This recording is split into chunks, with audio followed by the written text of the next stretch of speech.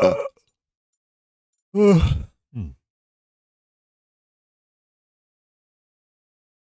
Mic check.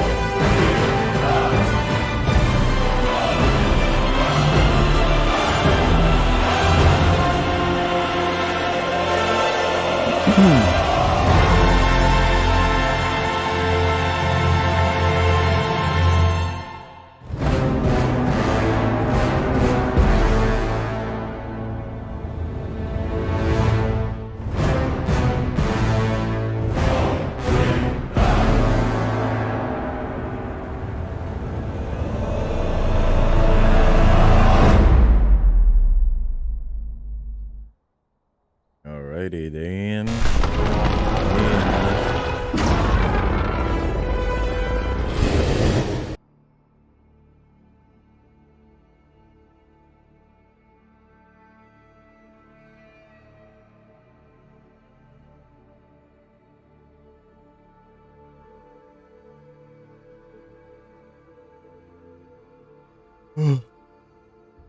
Freezing, man.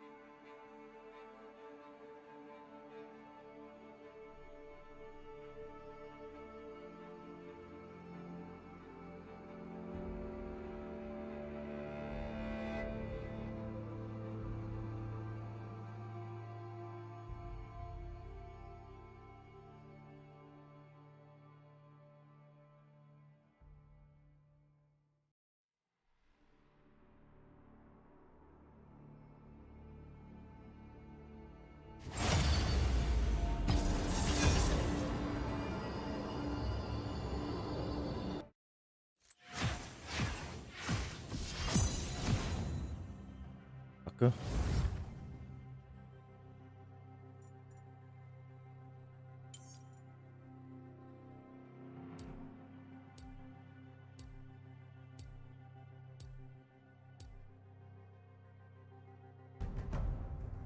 You wouldn't last a day in the void.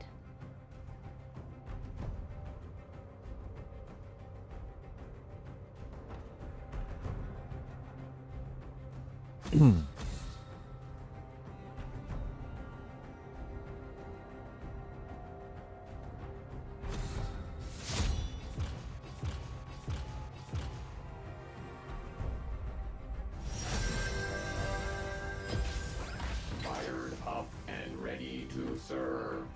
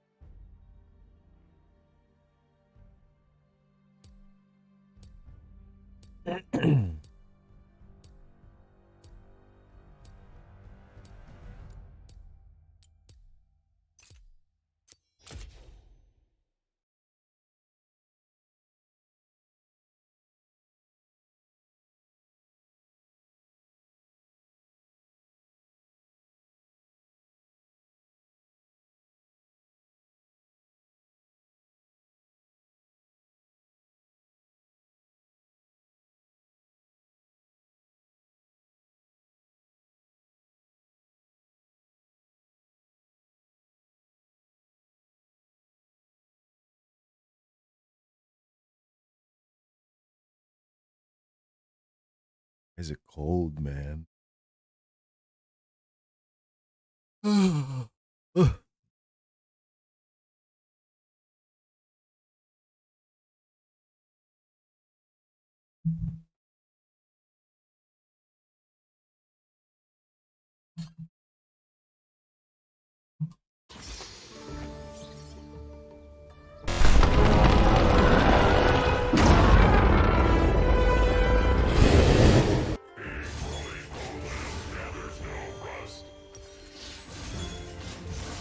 Welcome to Nexus Blitz.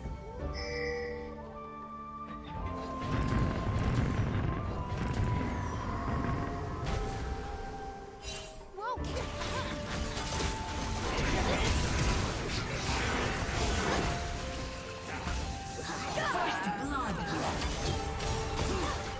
You have been slain.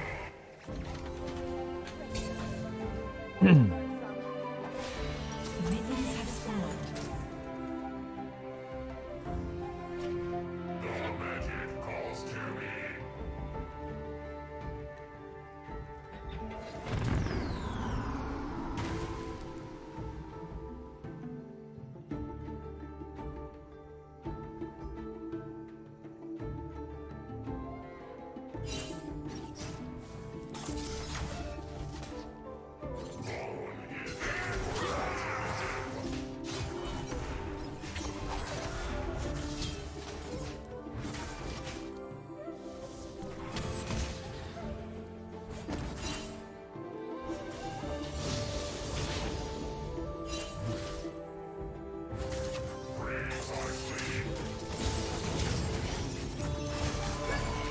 Enemy slain.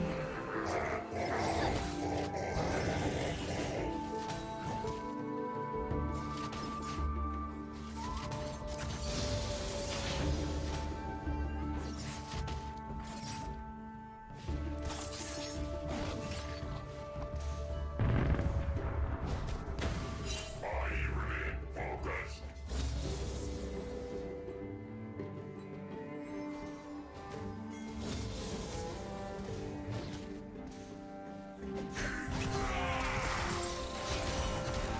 Ally slain. Enemy slain. Enemy slain.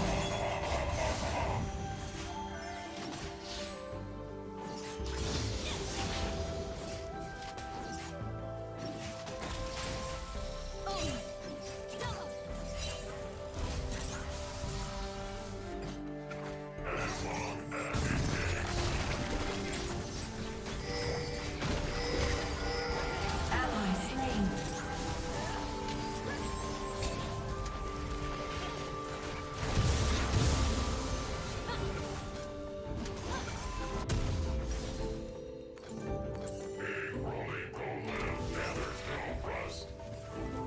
Ally slain.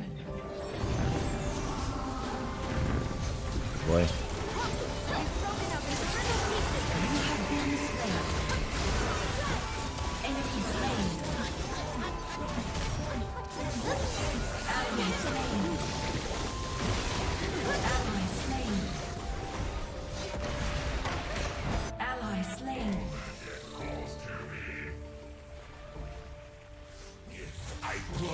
Ready for the next event? You've got 30 seconds.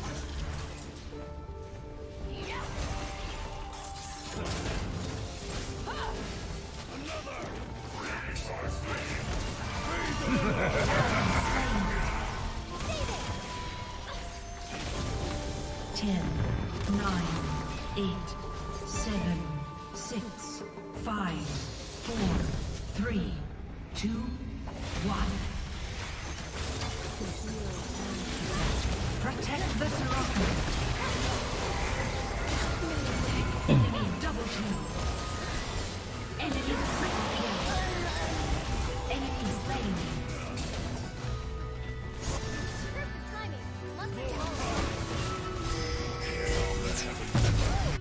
As long as it takes.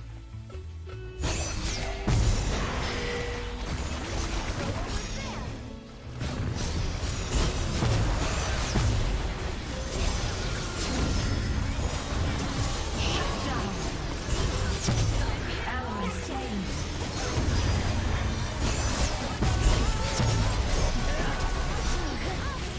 You have been slain.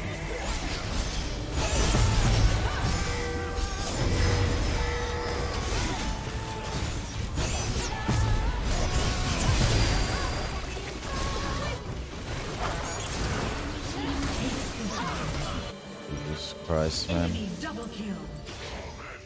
Enemy triple kill. Shut down.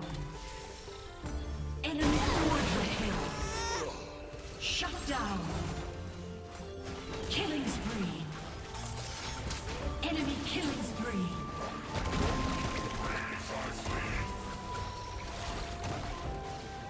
A stone can't be polished.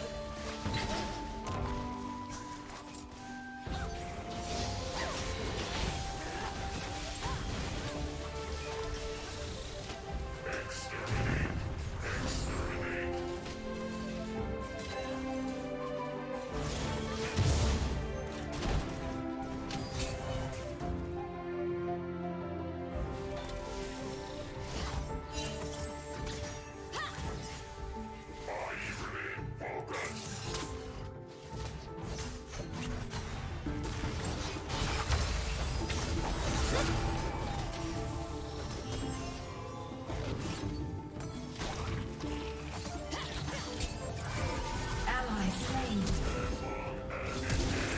You have slain an enemy.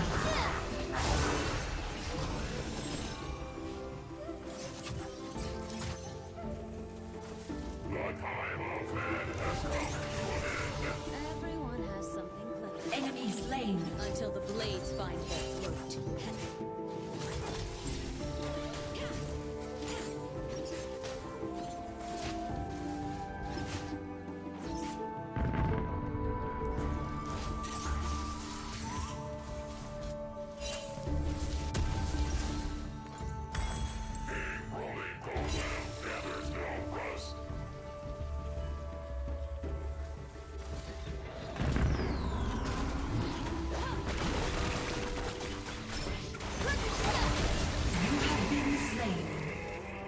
I have no team.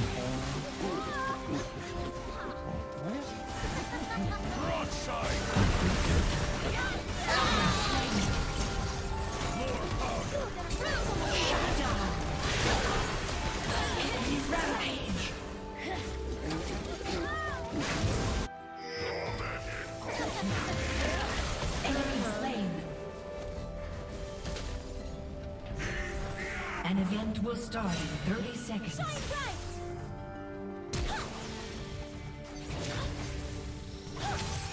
Enemy slain.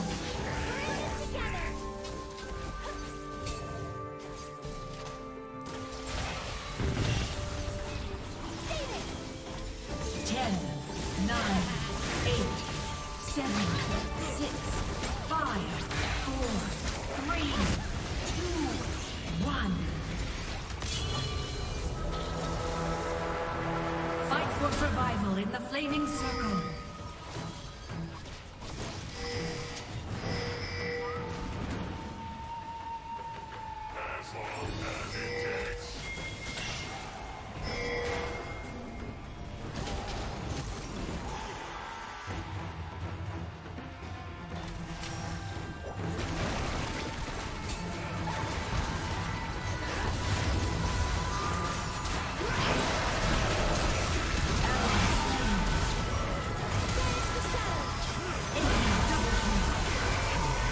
An enemy is unstoppable.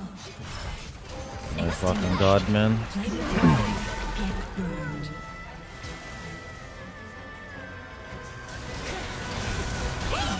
You're not safe from your turret, buddy.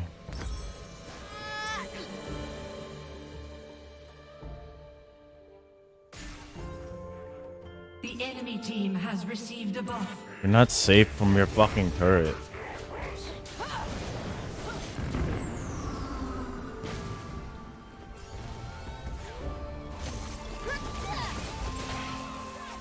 Why am I getting...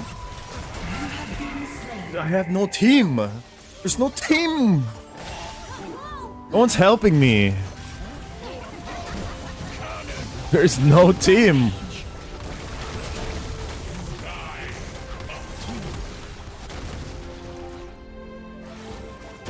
Yo, can I...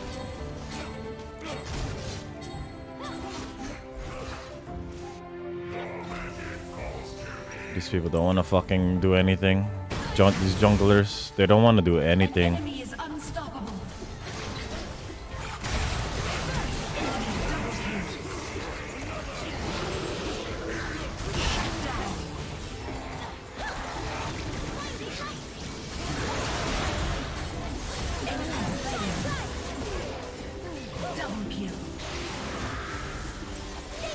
Fucking nerds.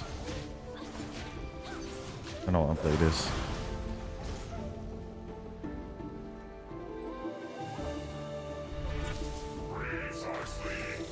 Gotta go fucking next.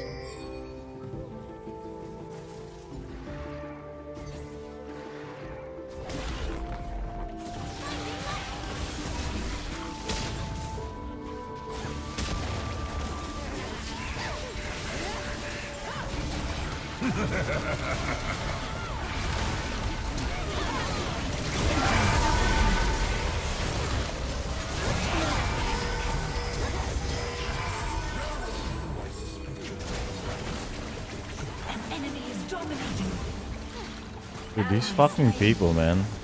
No one got the Rift Herald.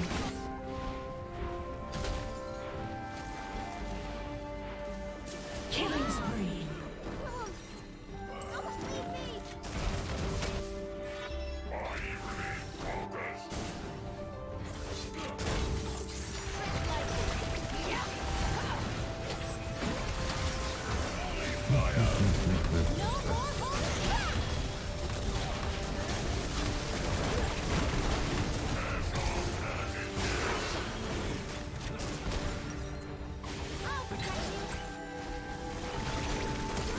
Enemy slain. Triple kill.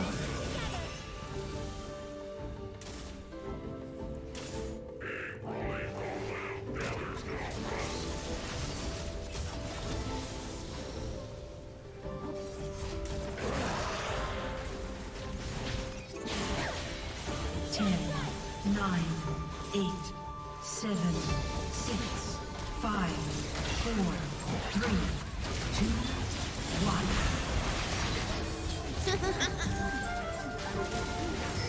Attack the wandering enemy for gold. Shine bright! Gotcha!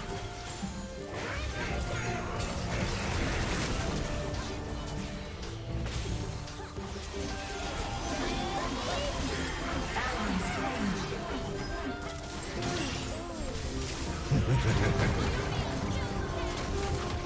Rampage.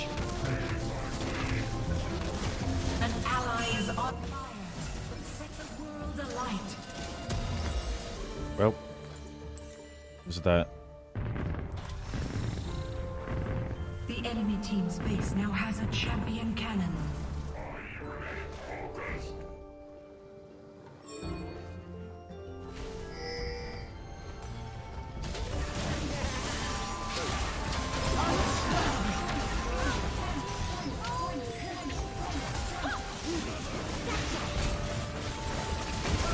Shut down. Rampage. You have slain an enemy. Shut down. Ace.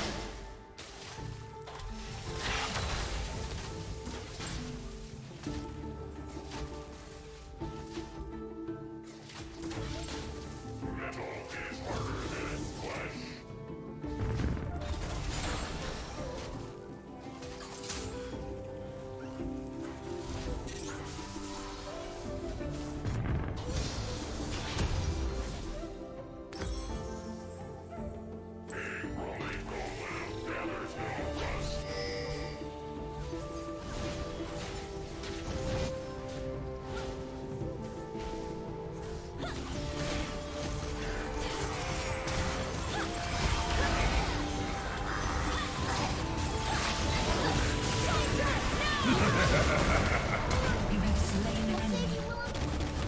Enemy slain.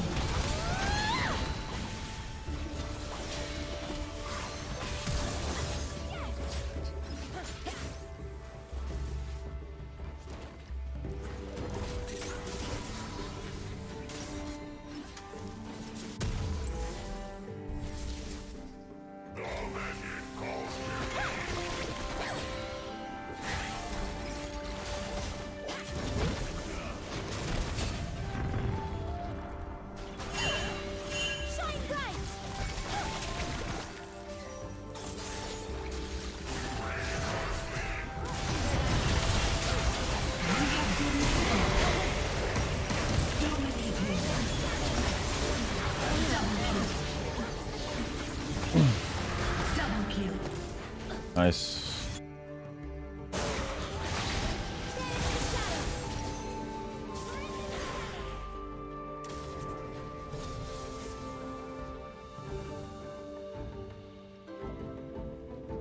Your team has destroyed a turret.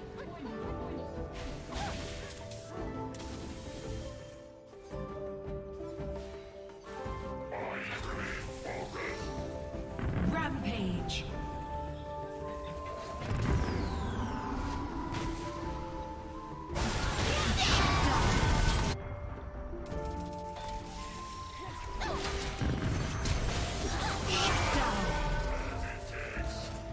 Oh boy. You have been slain.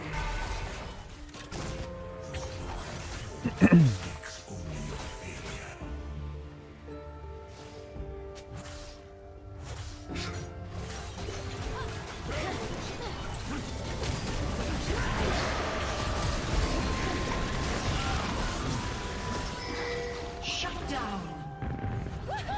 Ace.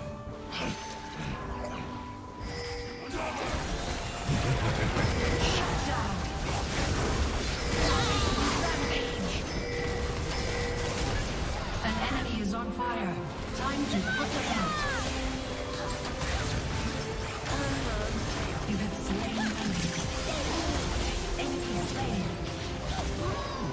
Double kill. Ace. Ally slain. Sudden death will begin soon. Blinding light. Stay there. No more holding back.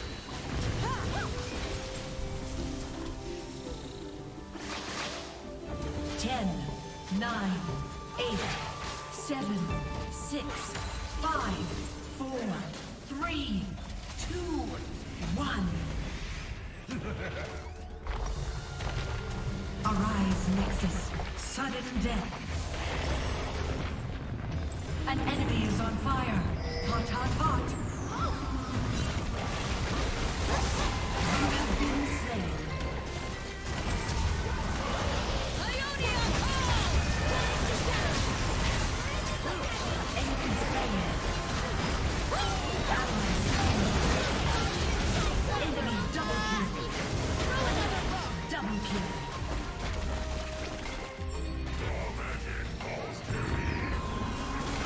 Ally slain.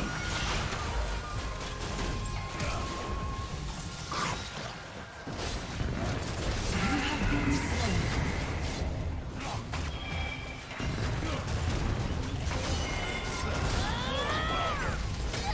No, we lost.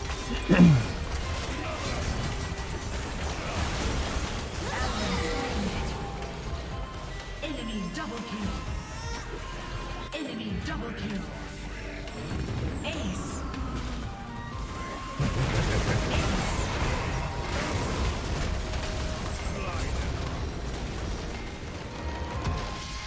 Defeat.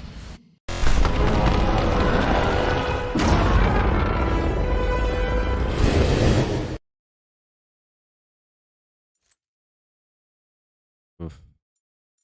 Oof.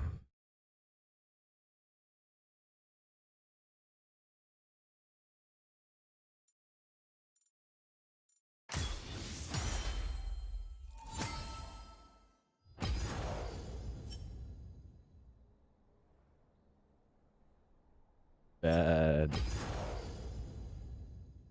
So bad. So bad.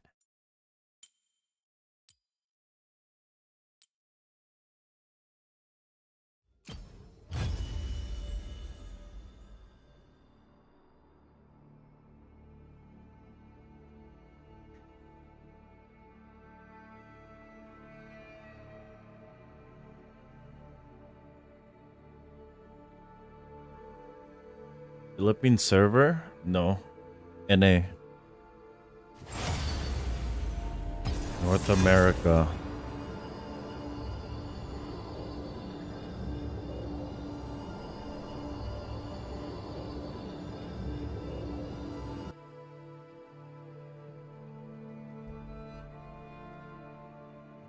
God. dude, this team is so bad.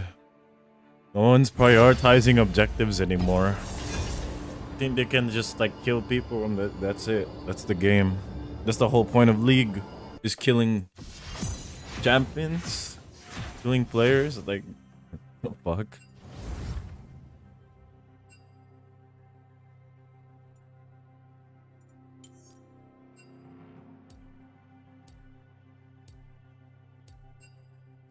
They're probably Vietnamese.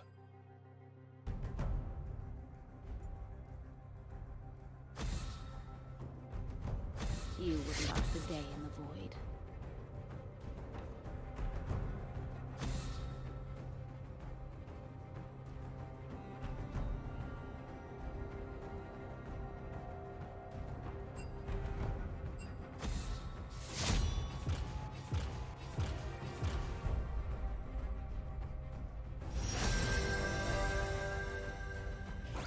Fired up and ready to serve.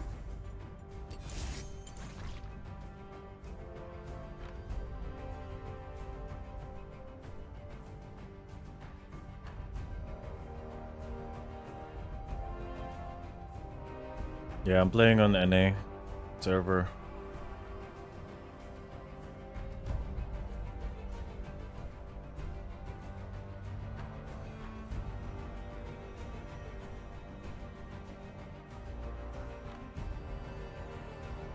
These people are Vietnamese.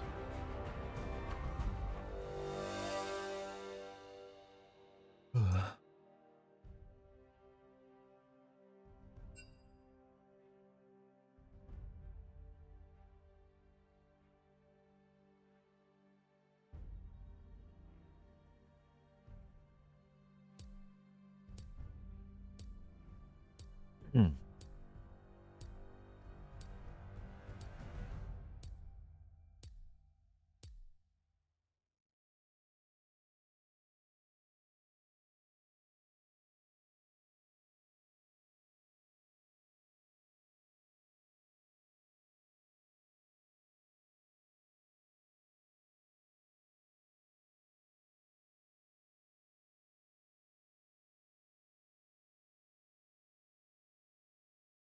Spark's ready.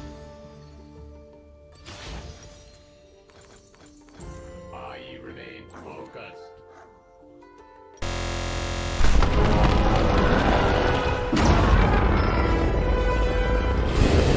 Get ready for Nexus Blitz.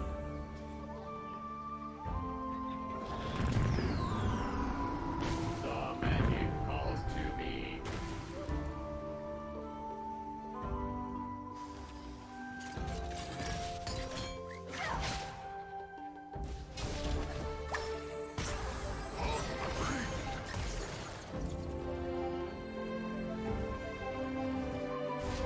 As long as Minions it have spawned.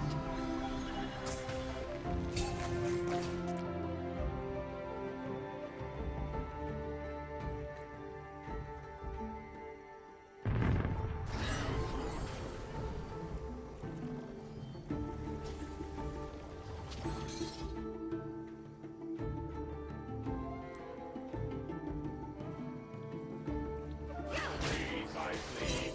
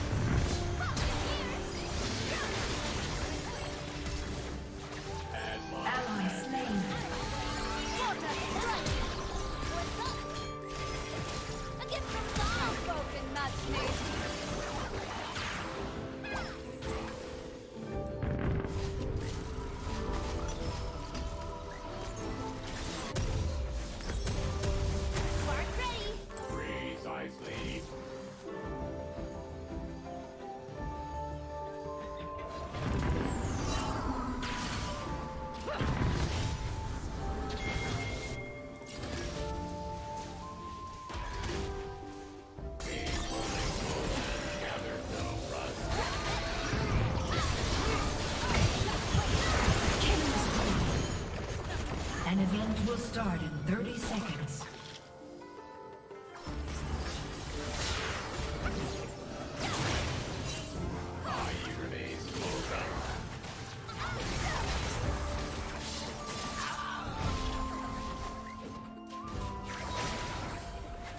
Ten, 9, 8, 7, 6, 5, 4, 3, 2, 1.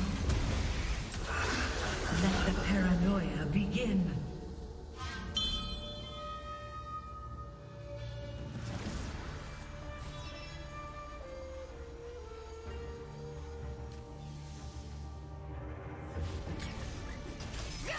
As long as it takes.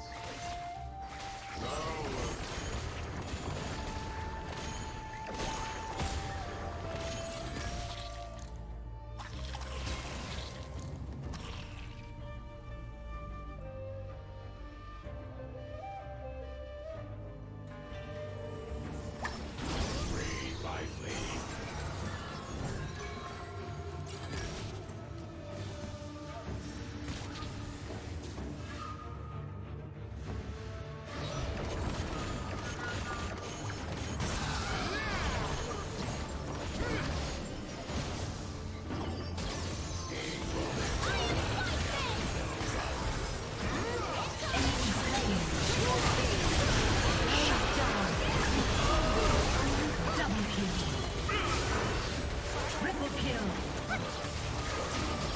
Double kill. Nice. Quadra kill. Ace.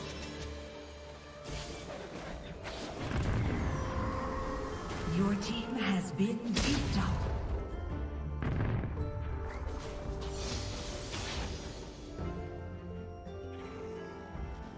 Exterminate. Exterminate.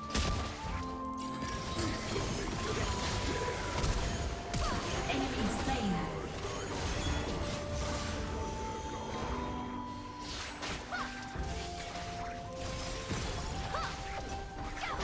The magic calls to me.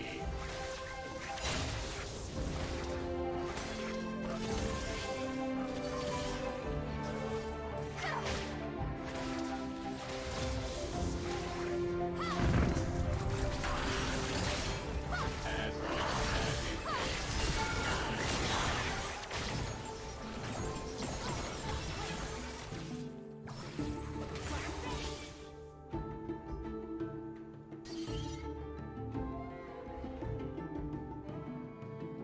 Precisely.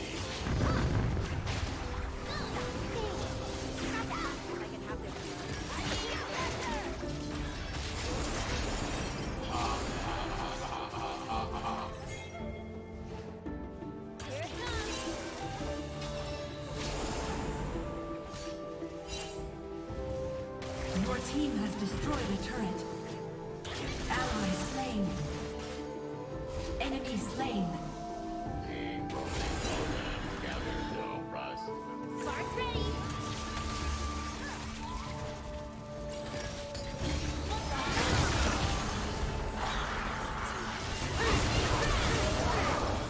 Ally slain. Shut down. Killing spree. Double kill. Triple kill. Shut down.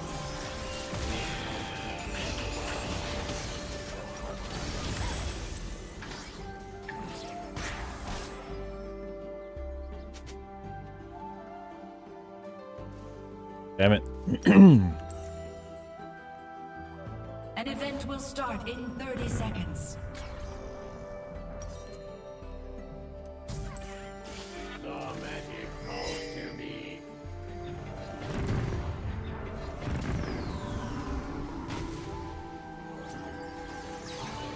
Ally slain.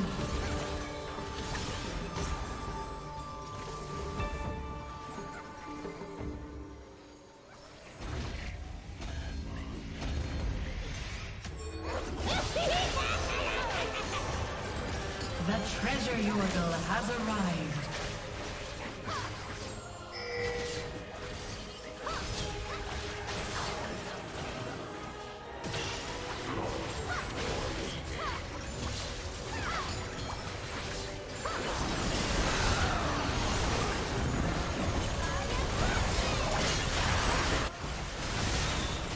fucking god, dude.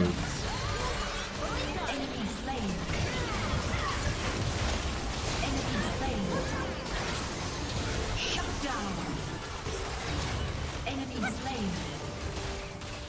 Ally slain. Enemy double kill. Enemy triple kill. God, what are you doing, bro? Like,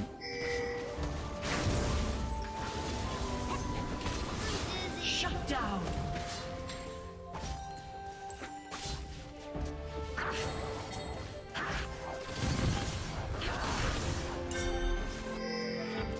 Rolling golem gathers no rust.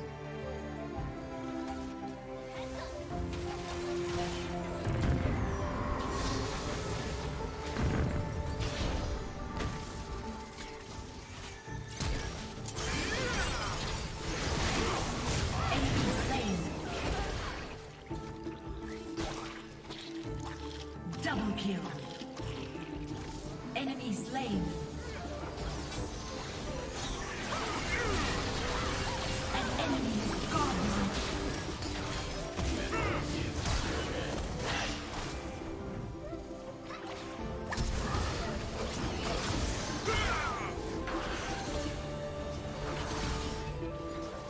Enemy slain. In fear, let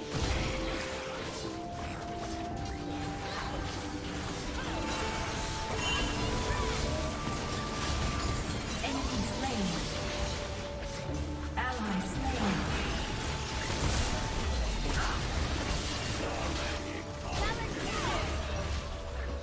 dude, get the rift! Oh my god, man. Enemy slain. Rift! Rift! Double Rift! kill. You have been slain. Oh my god.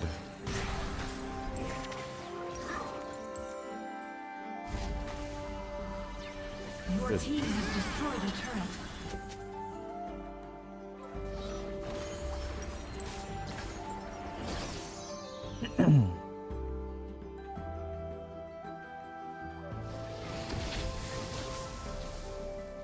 as long as it takes.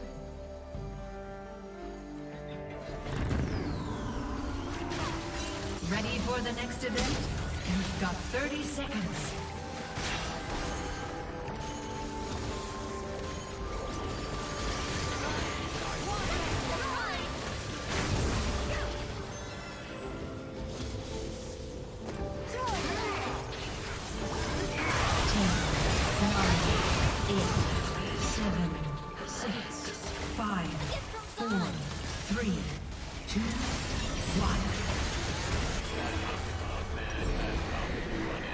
That's a lot of them. Let's see if you can back it up. Prize fight. Let's see if you impress the boss. You have slain an enemy. Shut down. Enemy double kill. Great passion.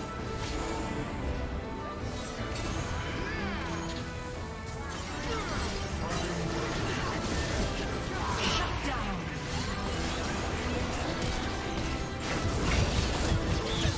Rampage.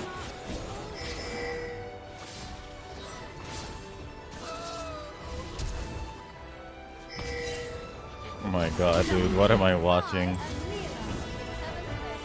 Accept my challenge.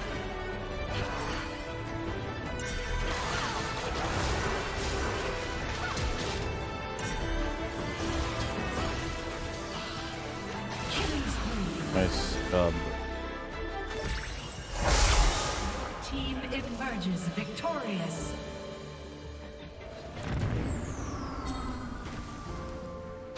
What the Your fuck? team has received a buff.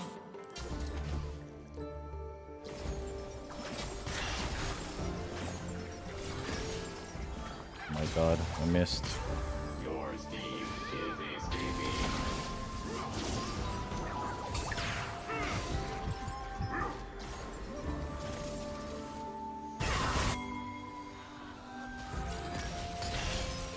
Dominating. slain an enemy. Enemy slain.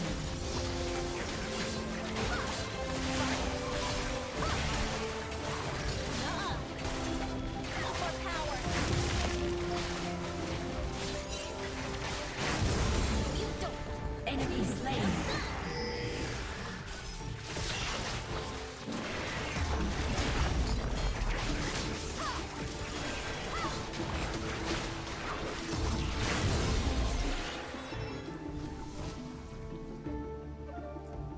Exterminate.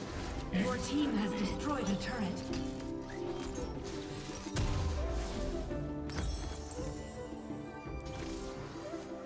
Rampage.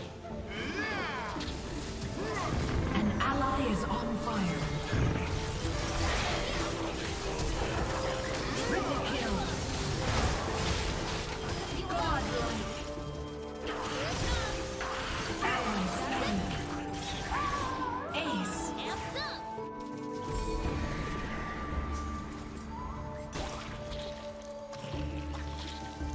I remain focused. Nice. Good job. Victory. Good.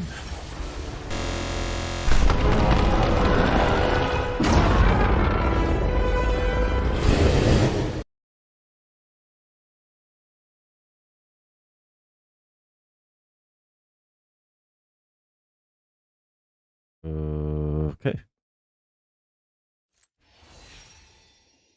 Honor Neela.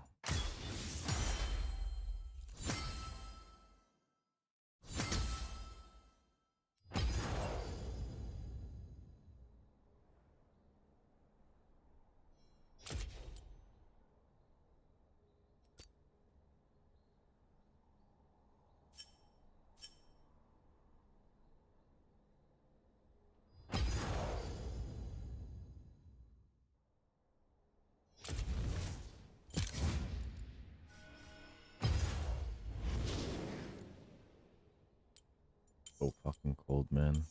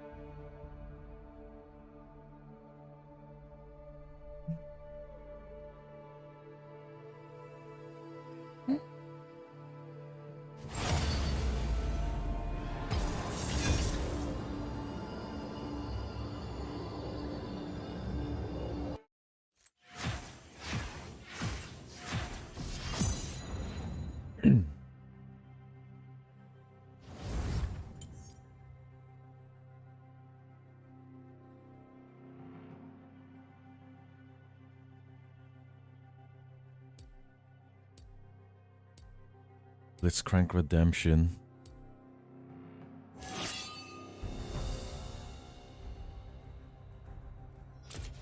I don't want to.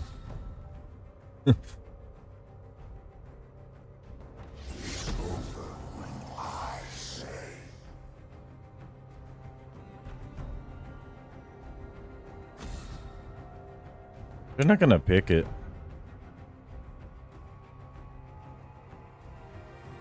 Fuck Vlad. Vlad. Yeah, Vlad.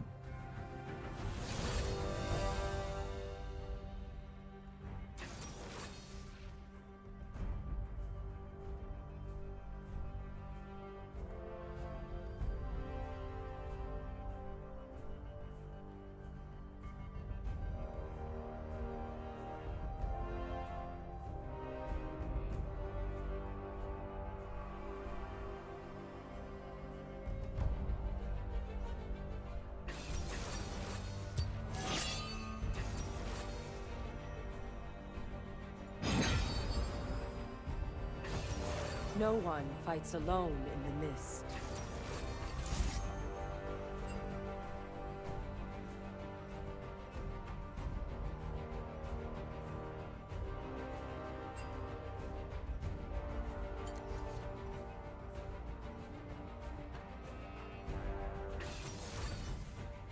This is better.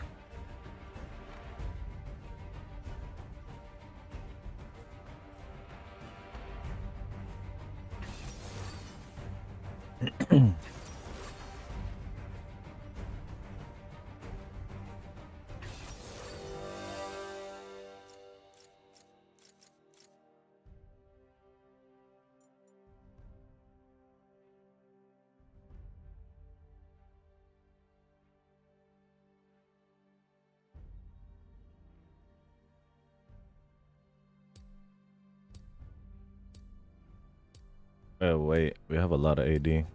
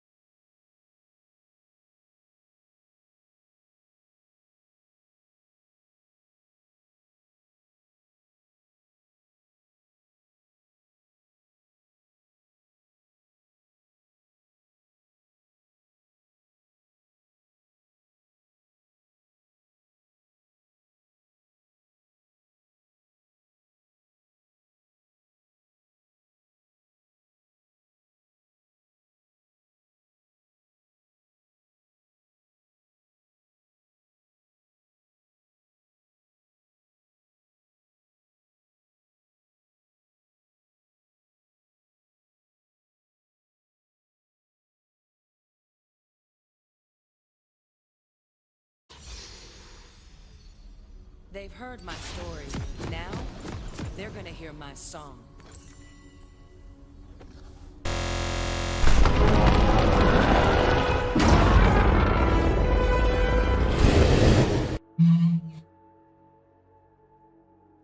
Oh. It's enough to hear Lucian say my name. Welcome to Summoner's Rift.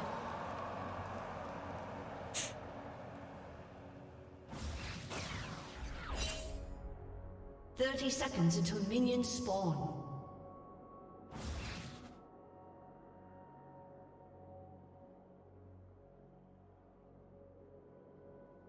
By the time I'm done here, dying will be the easy part.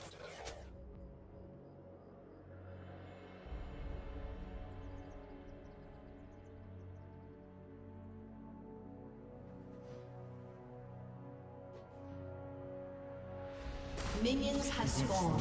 Sneaky. Long way from the island, but I swear there's still salt in my hair. Might just be dirt from the grave. I was hiding!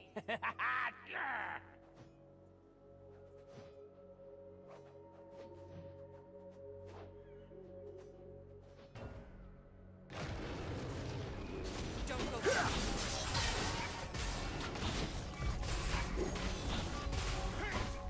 I'll be right under the noses.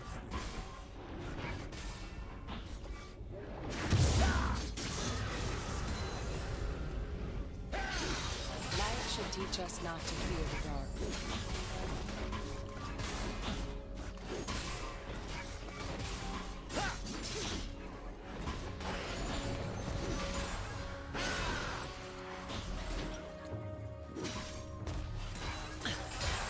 I can bear it.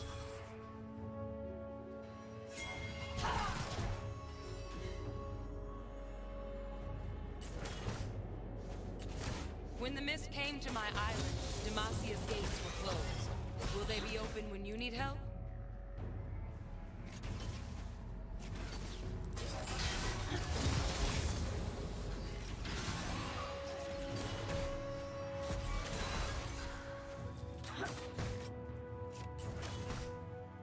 It's harder to hold a hand than hold a gun.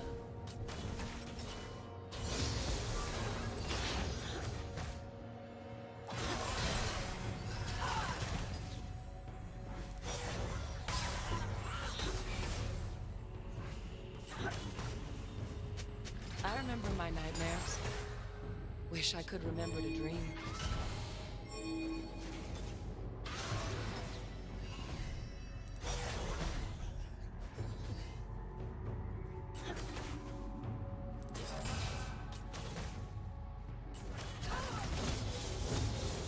Living my best life. My best second life.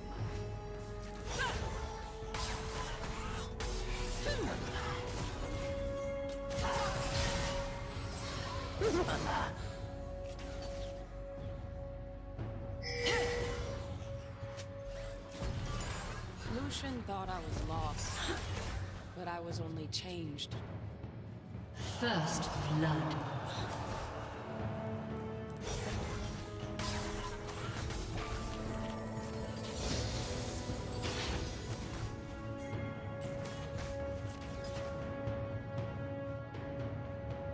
The past is a wave, keeps returning.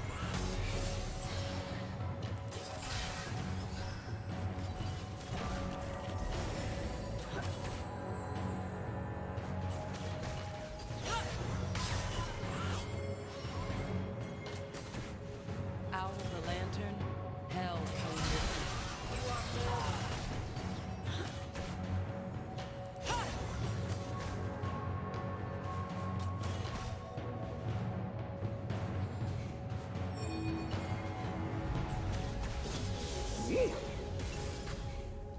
Fear moves like a current.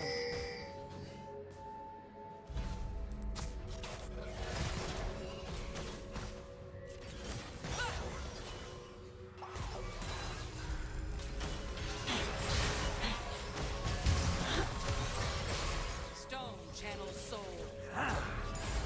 Pain doesn't own you.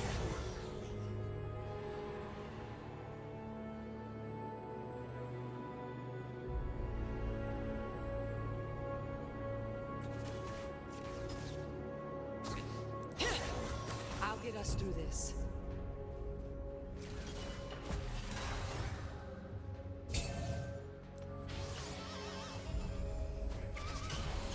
You're I could welcome. free you, but those you've made suffer come first. You're looking a little green.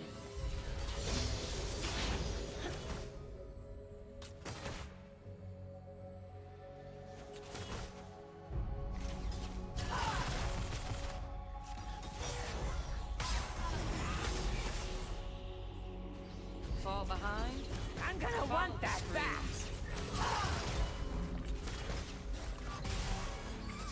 An enemy has been slain.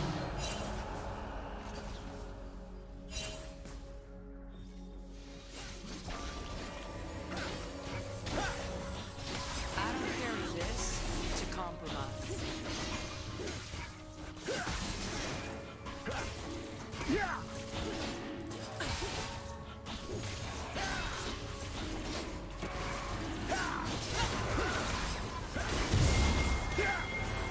The only way out is An ally has been slain. Double kill. Killing spree. life won't let me go.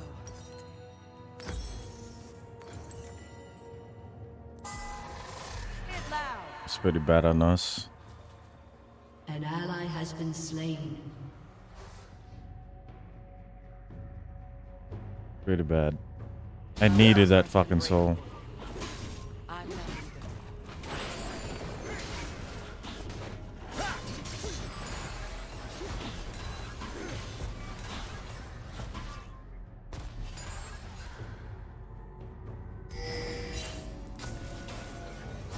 The mist is not my enemy.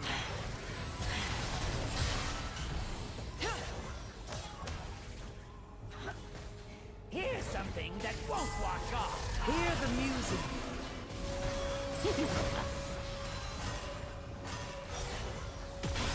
Death doesn't leave scars. Pins and needles.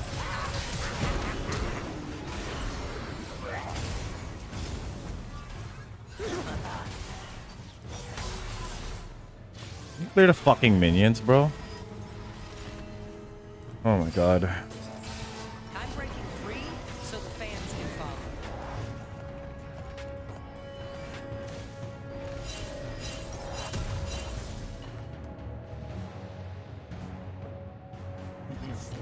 sneaky. Hearts beat together. An ally has been slain.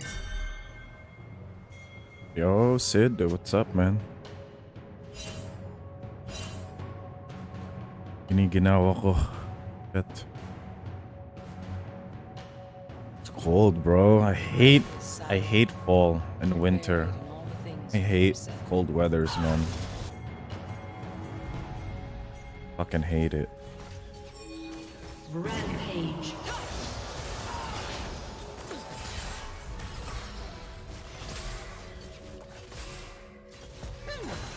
I forgive. No one else has to.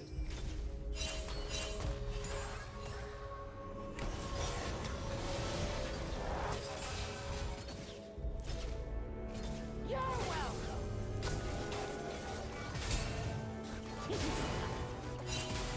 Line up a shot on the whole world screens.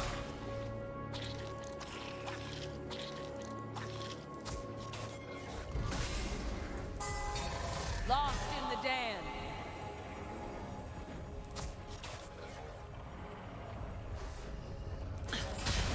Those trapped in darkness need light the most.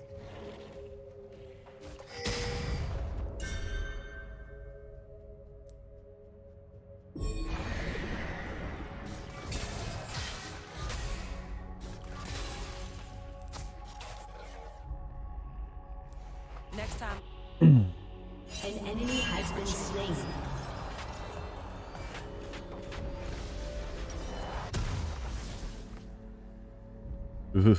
Cold, man. Song between us.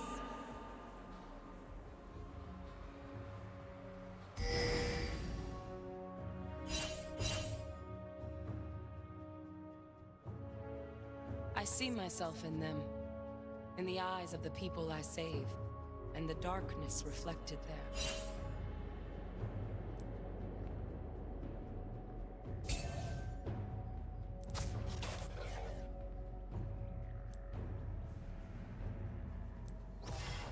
I was hiding. It's always dark on the horizon, if you only look at your own strength.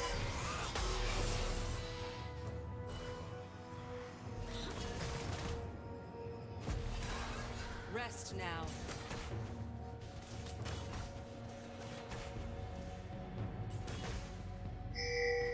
It's just nice not to be in catacombs. Your Play it team loud. has destroyed a turret.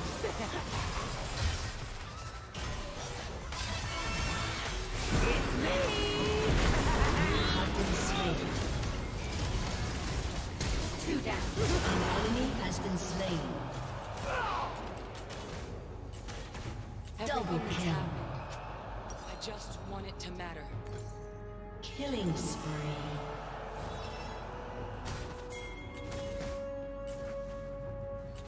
You always play with a blanket on?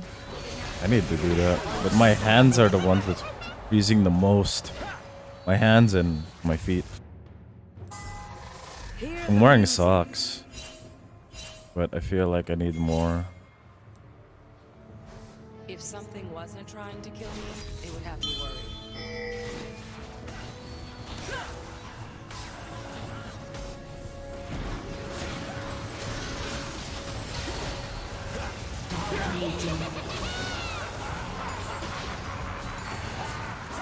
You have slain an enemy.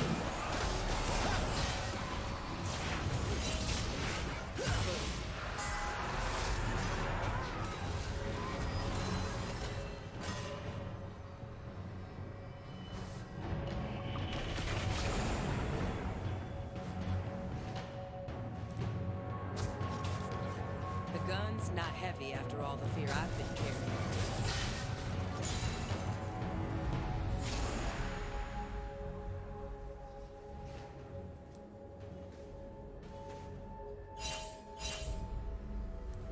Thresh Records only had soul when it had mind. Lost in the dance.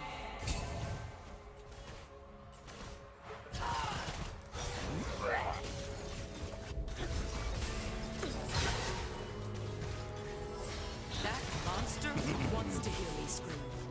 He can keep waiting.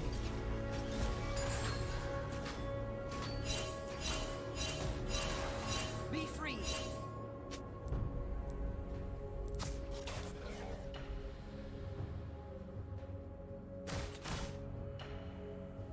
Turret plating will soon fall. But I'll never be the same.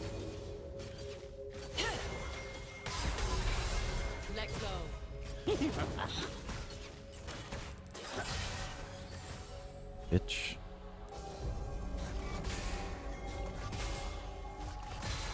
Hunted by the forces of darkness?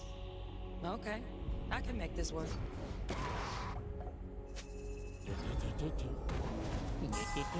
The song between us.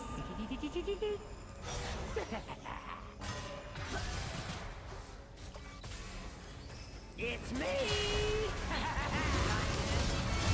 You have slain an enemy. You're looking a Your little team has destroyed a turret.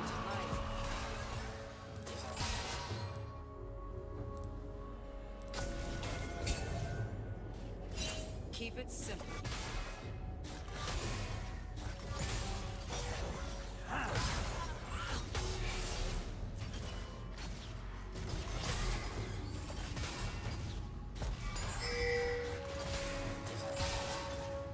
If life is my curse, living is the cure. Next time I sign a contract, I'm checking every chance. I'll be right under.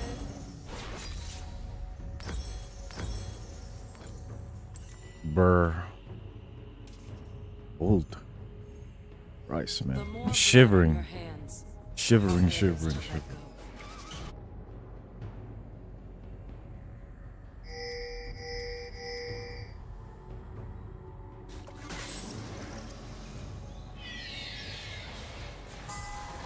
Hearts beat together.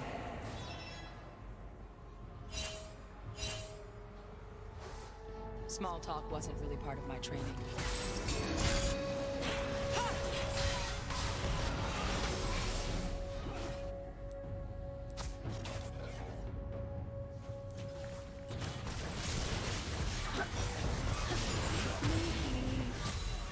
I'm here to save them all, living and dead.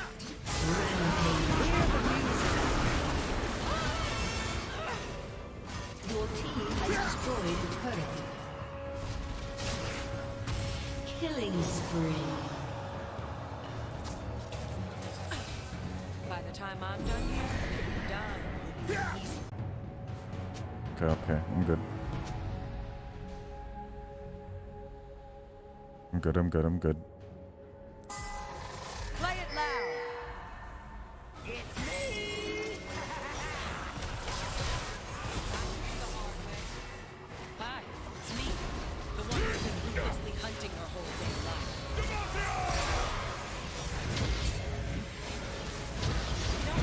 Here's something that won't wash off.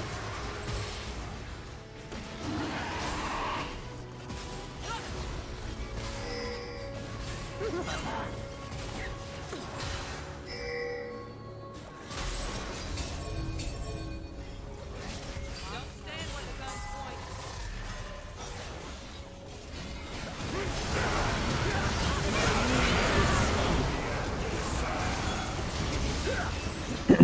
Shut down. Good. An enemy has been slain.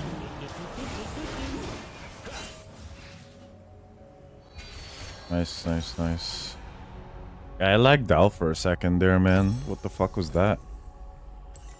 To be reborn. Am I still me?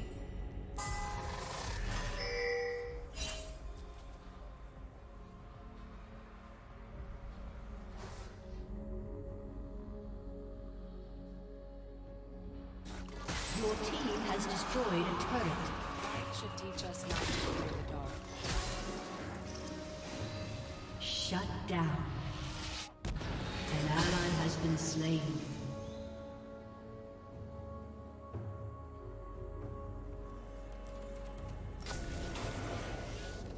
The screams of the wraiths are so loud, Oh, I can ward. I can deep ward.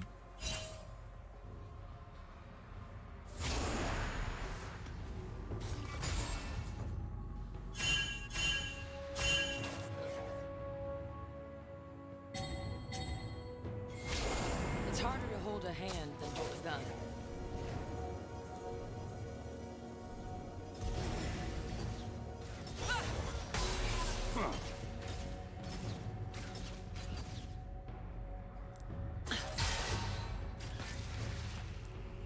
I remember my nightmares. Wish I could remember the dream.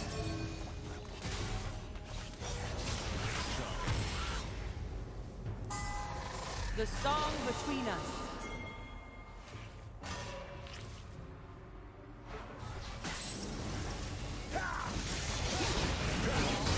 An enemy has been slain.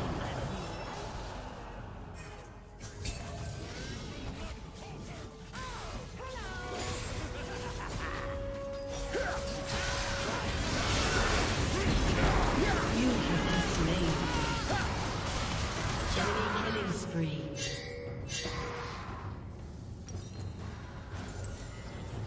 That's fine.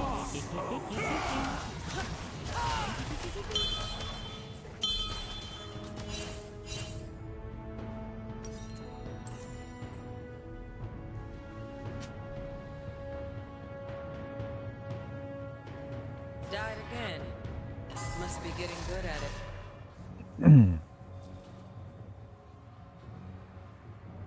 I can deal a lot of damage now.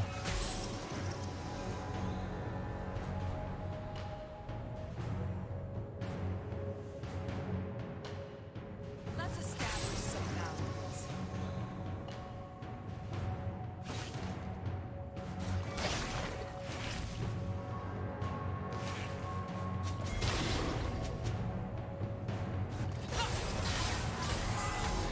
Lost in the dance.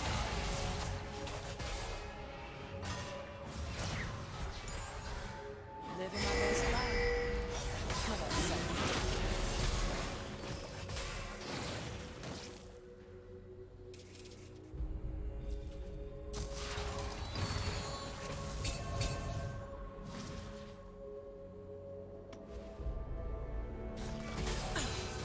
Lucian thought I was lost, but I was only changed.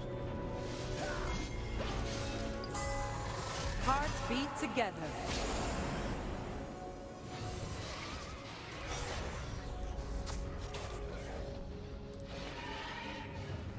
I can't reach that. I prefer people at gun's length.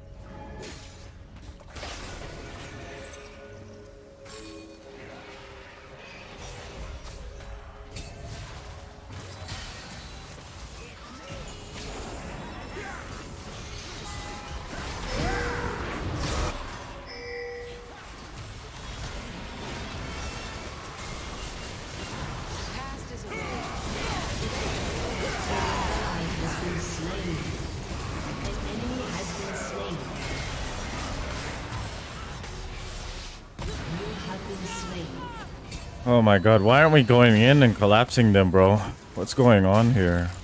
I have damage, guys. An enemy has been slain. Shut down.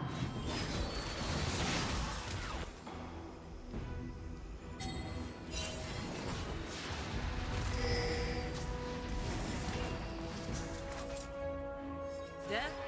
Yeah, we're Your acquainted. turret has been destroyed.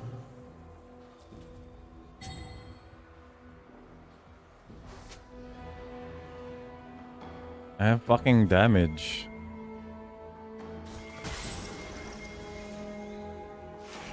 If you're here for them, you're here for me.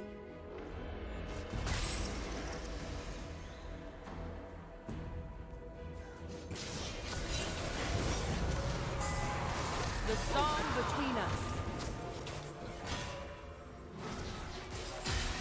Your turret has been destroyed. Out of the lantern, hell came with me.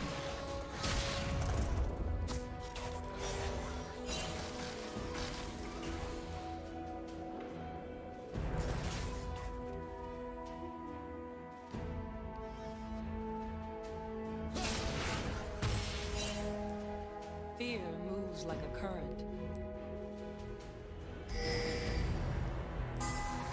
Play it loud!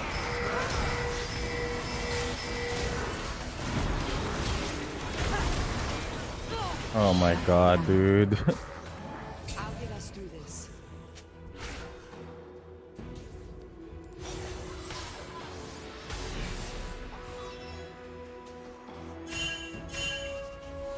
Shut down.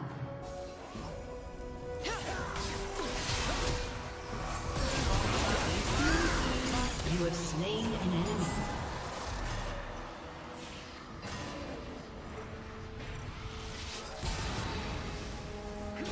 Enemy killing spree.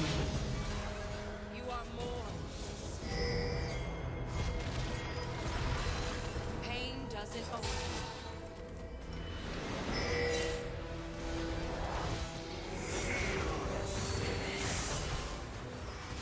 I don't carry this.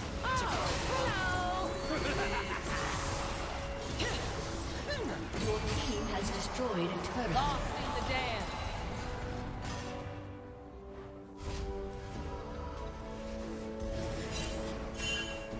The only way out of this is through.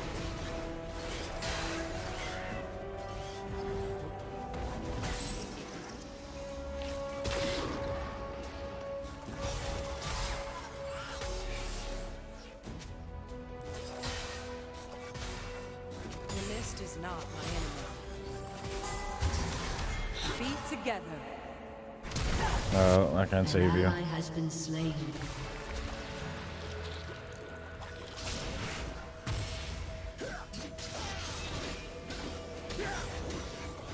Death doesn't leave scars.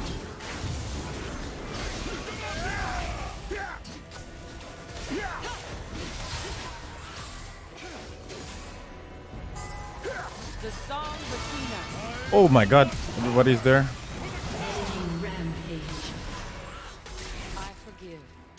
No one else has to. Your team has destroyed a turret.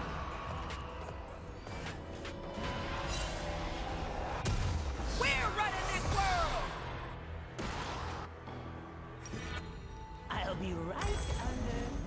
Those trapped in darkness need light the most. Play it loud.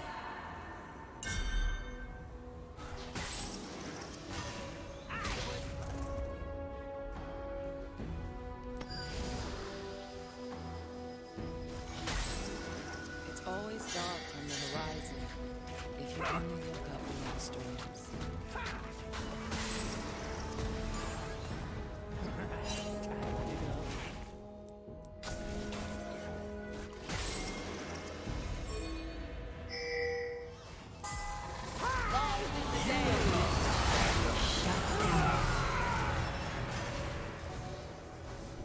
It's just nice not to be in catacombs.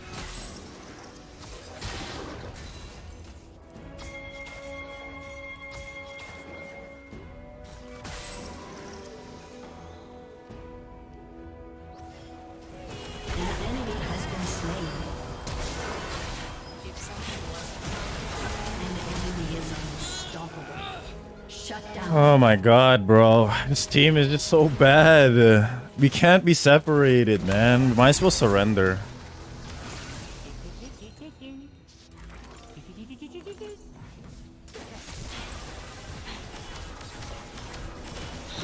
Your turret This Twitch is so bad. This jungler is so bad, man. We're gonna lose this dragon. I need this Aatrox to either split push something or play around bot lane. every day I 'Cause fought he's- for my life. 'Cause Why should today be any different?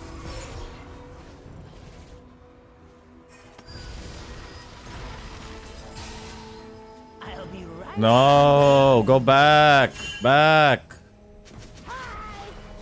Whatever. Don't listen to me. The gun's not heavy after all the fear I've been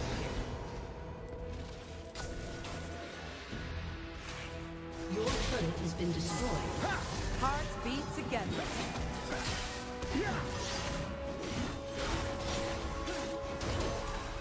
I can bear it.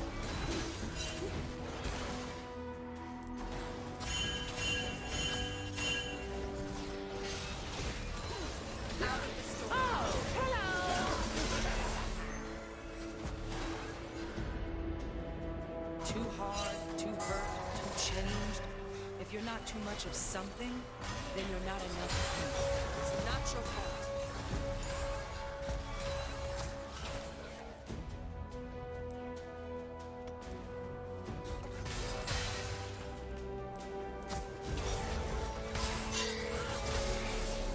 My blood still flows, but I'll never be the same.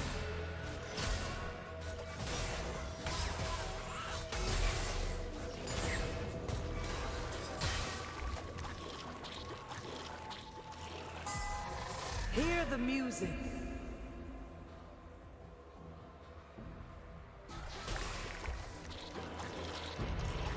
Hunted by the forces of darkness? Okay, I can make this work.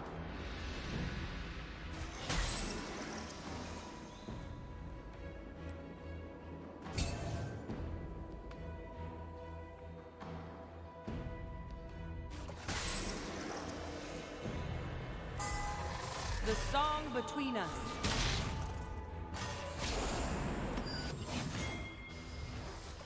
If life is my curse, live it, kill.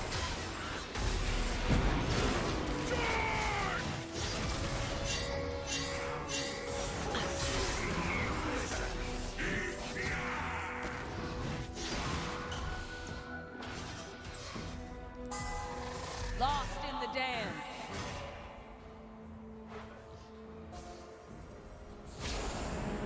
Small talk wasn't really part of my Keep it turning! Oh my god, where's this Twitch, man? The fuck is this Twitch doing?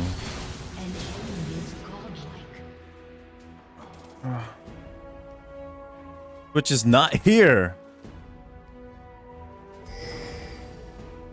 Sneaky.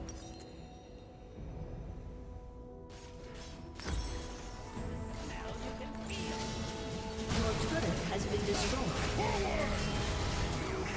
Your inhibitor has been destroyed. Life won't let me go.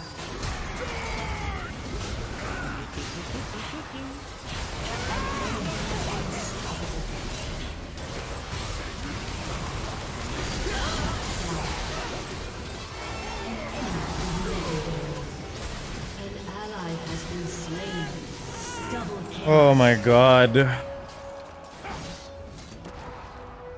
Aced.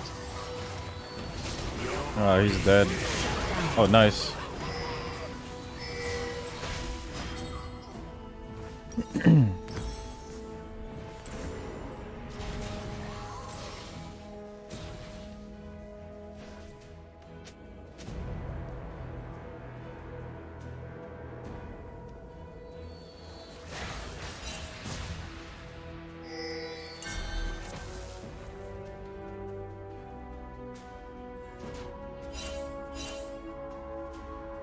Everything that's happened, I just want it to matter.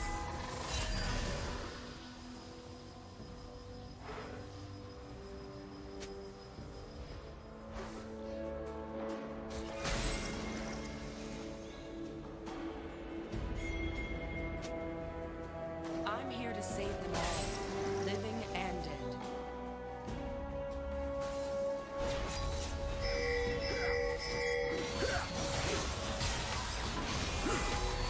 Hearts beat together.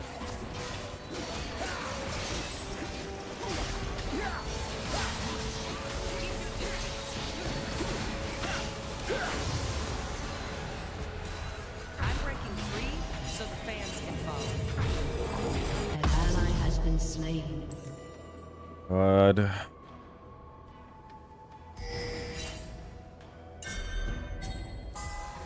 Play it loud.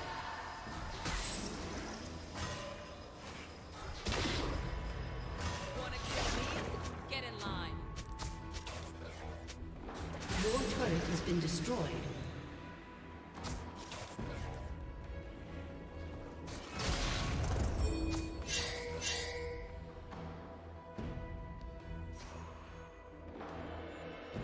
By the time I'm done here, dying will be the easy part.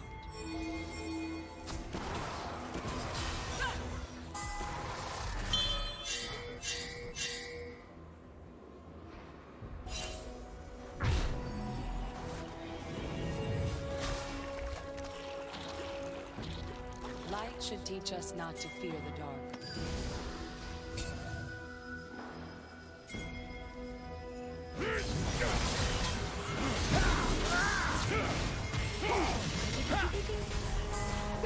Hear the music. An ally has been slain. An enemy has been slain. Shut down. Here's something that won't wash off. Double kill. Triple kill. Fresh Records only had soul when it had mind. Shut down. The song between us. 15. Shut down. Ace.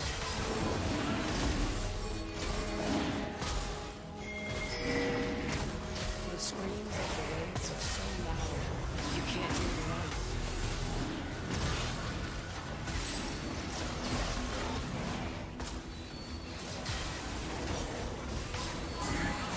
Lost in the dance.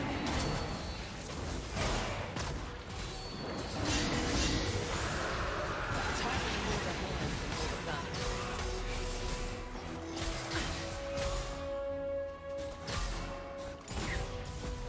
Next time I sign a contract, I'm checking it for chains.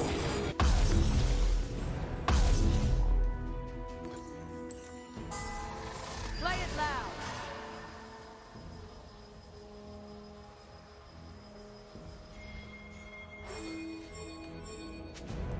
I remember my nightmares. Wish I could remember to dream. Your inhibitor is respawning soon.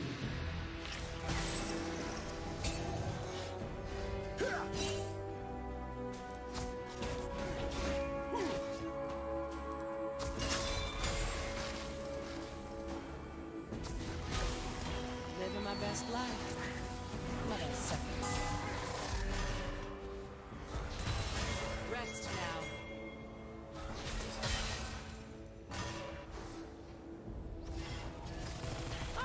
Hello!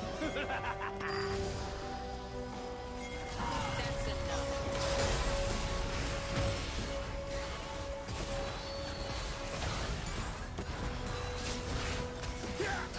Your team has destroyed an inhibitor. Hear the music. Has been slain. Illusion thought I was lost, but I was only changed. Your inhibitor has been destroyed. An ally has been slain. An enemy has been slain. Hearts beat together.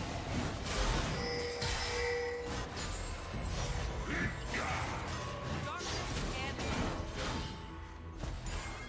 let go.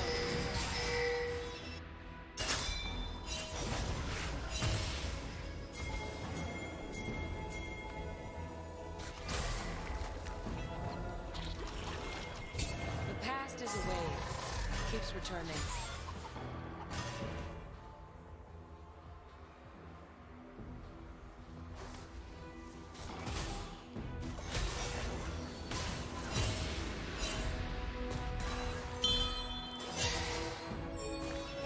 Out of the lantern, hell came with me. Lost in the dance.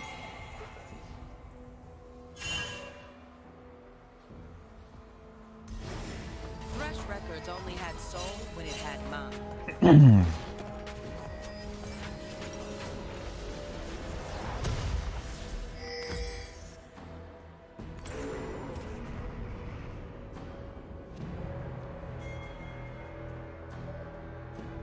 Fear moves like a current. Fucking cold, bro.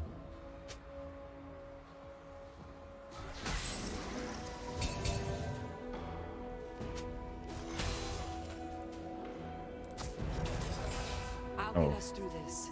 Nice. What the fuck? You have been slain. Dude, what the fuck, man?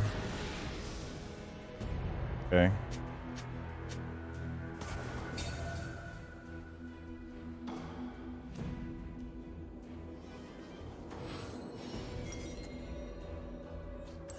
Fucking flashed for me.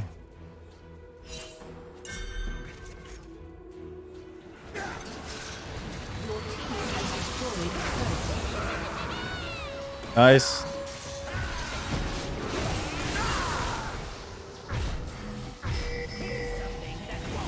Rampage.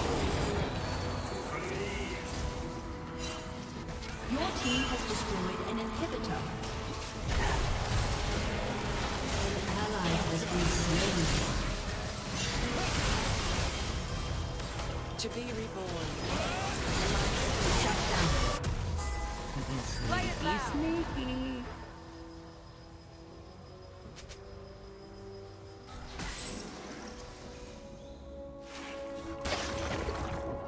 Oh my god. Fall behind. Follow the screams.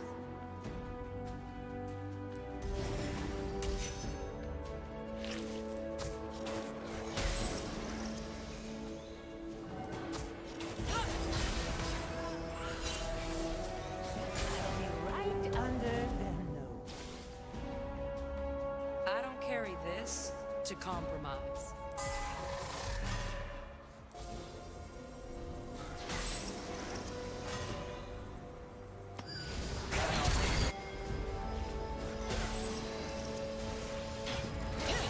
Shut down. The only way out of the mist is through it. I'm breaking free so the fans can follow. Ugh. Out the back. The song between us. He's hiding here. The mist Yep, is there you not are. my enemy.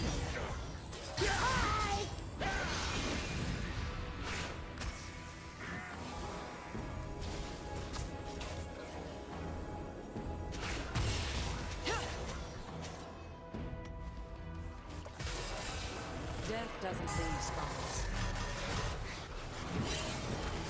The enemy's inhibitor is respawning soon.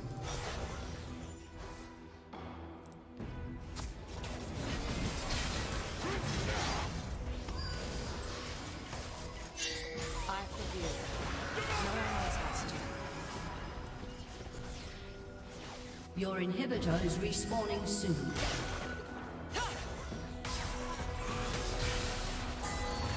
Hear the music.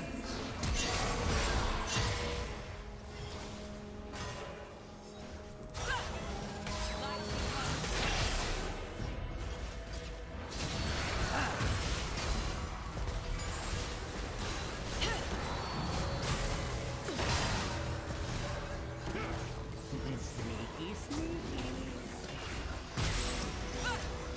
Those trapped in darkness need light the most.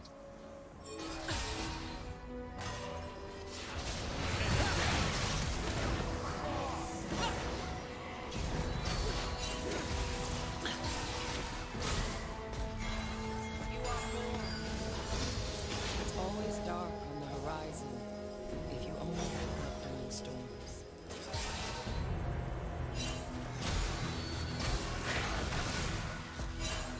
Pain doesn't own. Hearts beat together.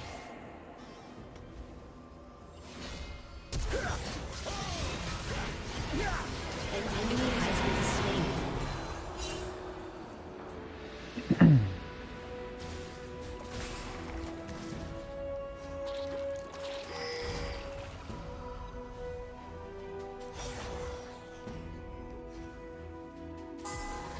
Play it loud.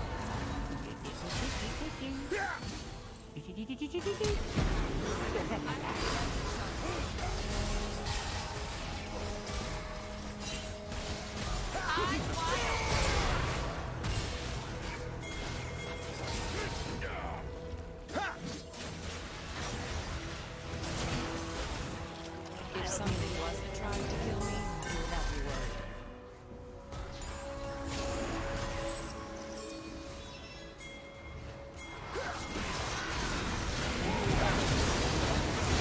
An ally has been slain. An enemy has been slain. Shut down.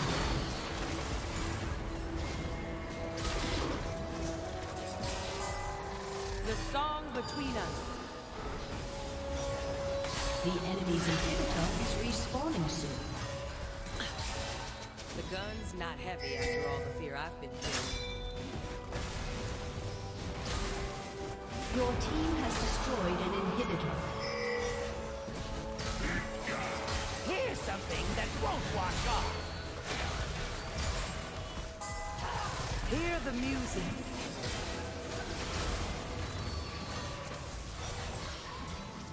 That monster wants Back. he can keep it.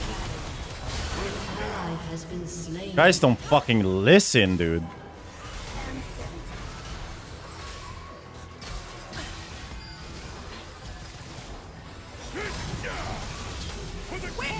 been slain. Oh my god, man. This team is just fucking retarded. They don't know what to do. No TP. It's fucking retarded, man. Oh my god.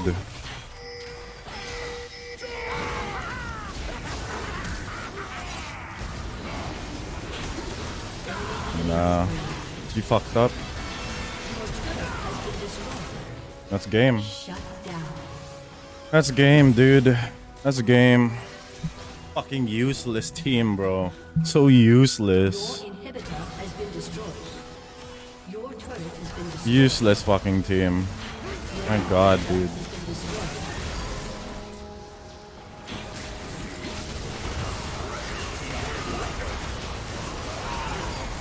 Your turret has been destroyed. Allies has been slain. Your turret has been destroyed. Shut down.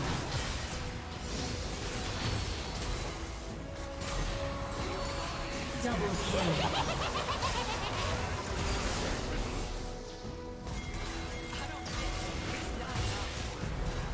Out of the store.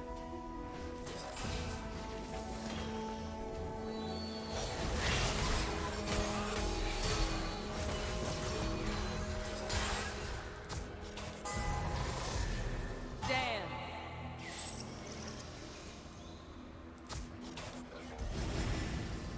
My blood still flows, but I'll never be the same.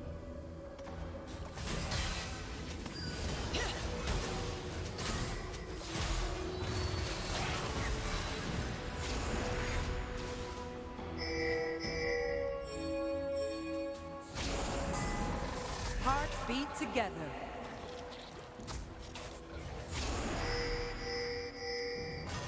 Hunted by the forces of darkness. Okay, I can make this work.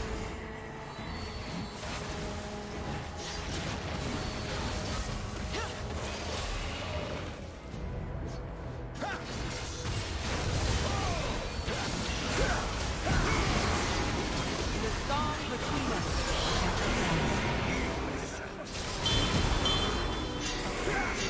His life is my curse. Living is the cure.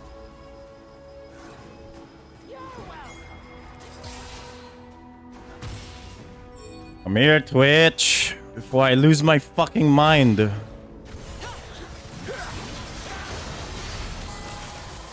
the music.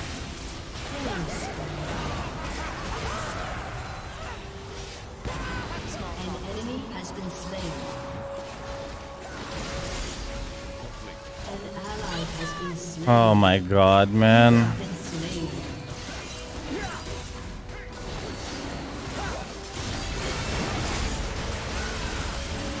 Nice. Your turret has been destroyed.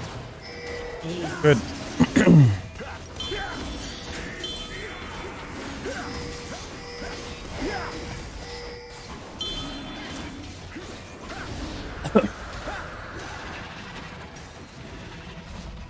Oh, God.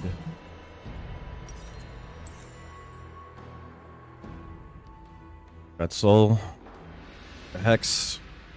We got Baron, we win. We just need this warded. Baron's over here.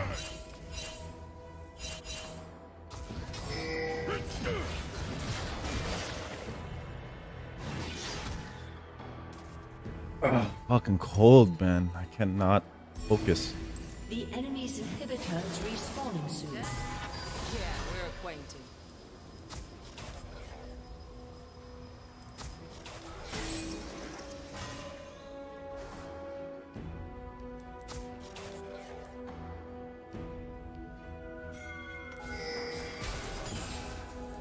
I'm here to save them all, living and dead.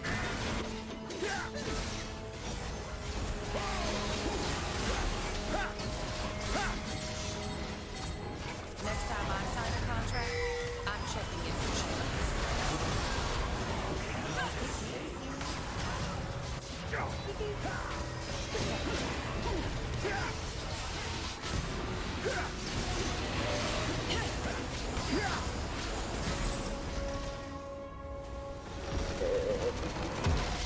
Defeat.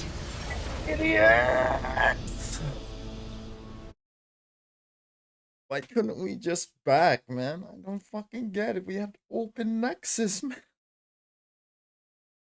Dude. Oh my god. Why do we insist? Why? Oh my god, dude. I cannot, man. I cannot with this team. It's just fucking retarded, especially this jungler. Holy shit, man. Holy shit.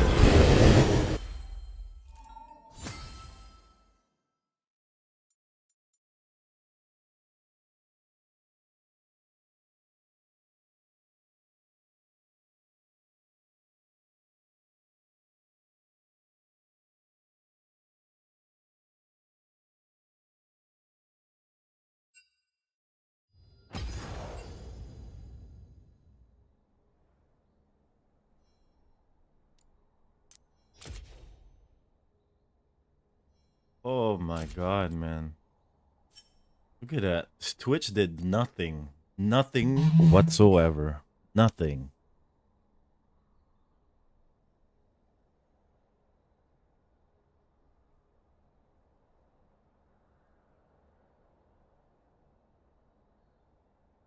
So fucking dumb, man.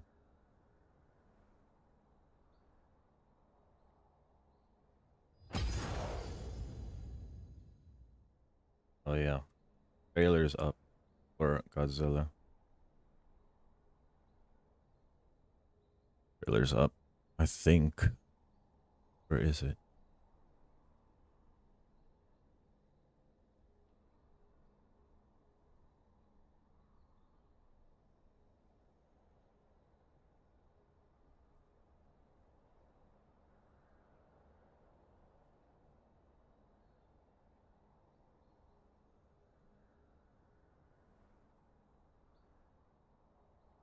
Godzilla -1.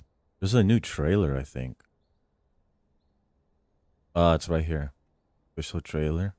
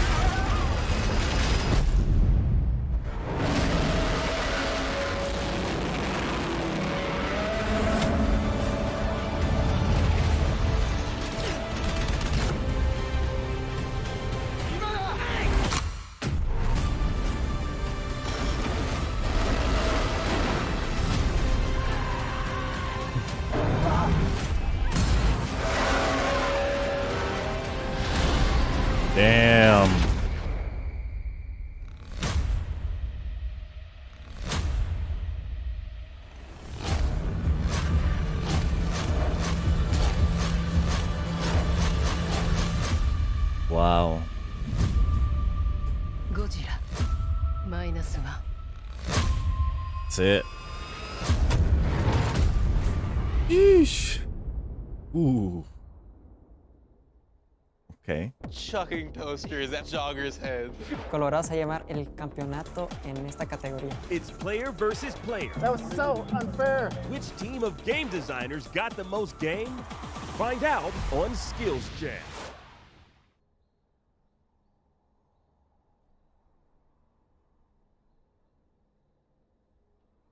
Oh yeah, I'm excited for that, man.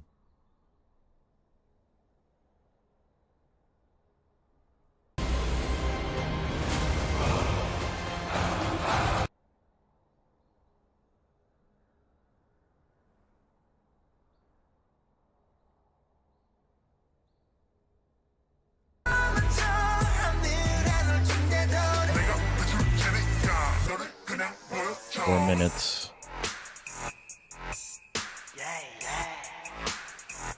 So, 절대로 찾지 못할 나의 parade 신께서 주신다는 나의 선물 higher feel 작게만 보인 세상 그나마 여기로 You can make it better 멈춰버린 심장을 또 뛰게 해 Wake up party 날 데려가 새로운 세계로 나를 노려봐 The game 볼수록 더 원하니까 가깝해 어째 내가 이제 보여줄게 우연한 건 세상에 하나 본 적 없어 네가 가질 테니까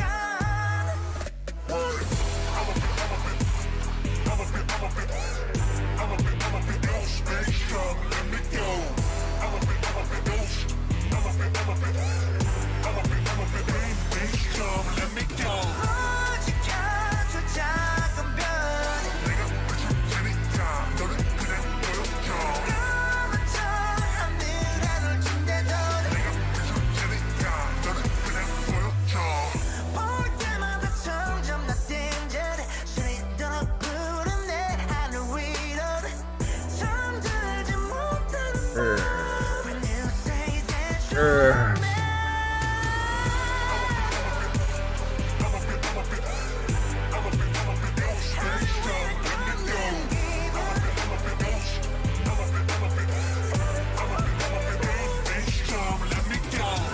오직하죠 작은 별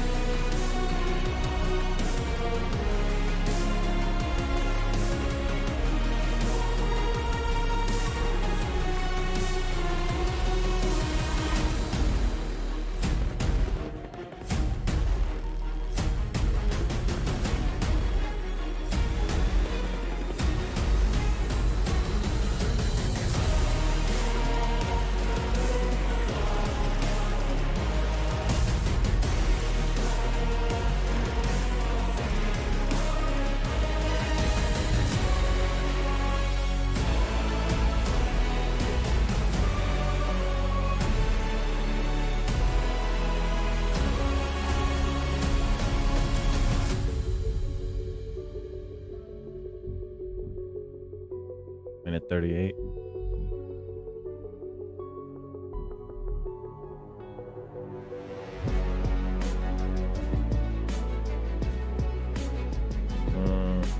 Genji is gonna win.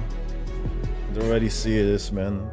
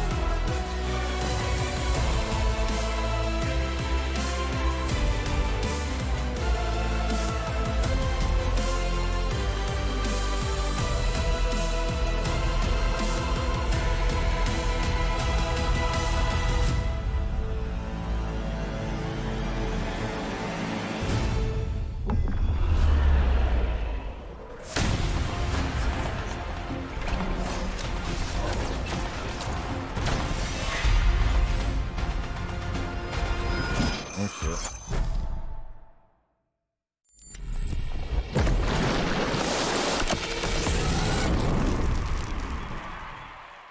What's your play, God?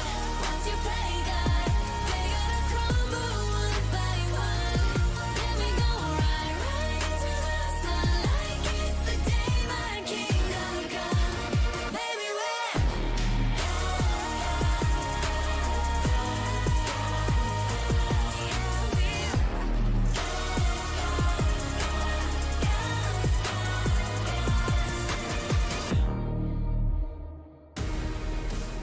Welcome everyone to the World's 2023 quarterfinals live from the Sajik Indoor Gymnasium in Busan, South Korea. It is time for our second quarterfinals matchup between LCK champions Gen.G and the LPL's second seed, BLG. As we're going to see the players arriving to the gymnasium today, we're going to start with Gen.G, who have been looking so on point this tournament so far. I think they've looked absolutely fantastic. I mean, 3-0 coming in. I think this is one of the teams for me that I'm looking at to see if they can hit that final stage. And if they're not, it feels like nearly a disappointment with how well they performed in the LCK and how many expectations are on them coming into here today. I was hoping Ben was going to do another 3-0, but he is calm. He said he comes in peace, you know, not going to stake any claims here because honestly, I think they know too. Gen.G are looking very good. They realize it. And of course, we saw that matchup at MSI just a few months ago, but we'll get to that. My name is Shaks here at the desk with Emily, Dagda, and Kobe to cover it's going to start in 28 clash. minutes. Before we get into today, let's take a look at the Swiss bracket. And Kobe, I'm sorry I have to bring it up again. Weibo versus NRG yesterday. Honestly, it's fine. I'm still so proud of NRG. The year that they have had, the journey that these players have taken, and the growth that they've shown is still really, really impressive. It always does hurt when your very last game is the most painful and does leave a little bit of a sour taste in your mouth, but still super, super proud of these guys and what they've accomplished. And on the opposite side, though, a lot of people are like, how the hell are Weibo here?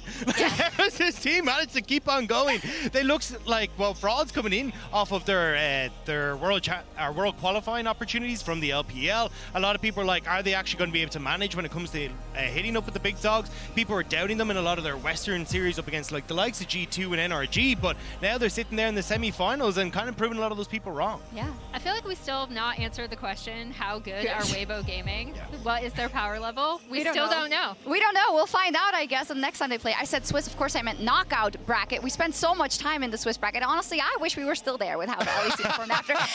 But of course, we are into the knockouts. Now, as we have only LCK and LPL teams left in the tournament, I wanted to take a while to look at kind of the history between these two regions and to think about how historical the matches are going to be that we're going to see as this World Championship progresses. As we said already, it's the first time that 4 LPL teams have made it into the quarters. Yeah, and this is really interesting because the rivalry between these two regions is massive, and it's always seemed like the MSI is much more the LPL's tournament historically over the entire span of these two regions facing each other at international tournaments. And then Worlds has always historically been more the LCK. So it's great to actually see this finally happen because it's been many, many, many years in the making. Yeah, and I think once we kind of got to the 2018 with IG, 2019 with FPX, that's where we started to see at least the LPL starting to contest for that #1 spot at Worlds. But as Emily was alluding to, it felt very much like the LCK was top dogs at Worlds, and it was LPL that come in with the upset. Although, as you can see on your screen right now, that slowly but surely did start to change. Yeah, the improvement of the LPL has been massive. I mean, they have so many players to draw from, and we're seeing even more, full Chinese teams coming from the LPL as well. So BLG, really the only full Chinese team actually at Worlds. Definitely impressive. It is.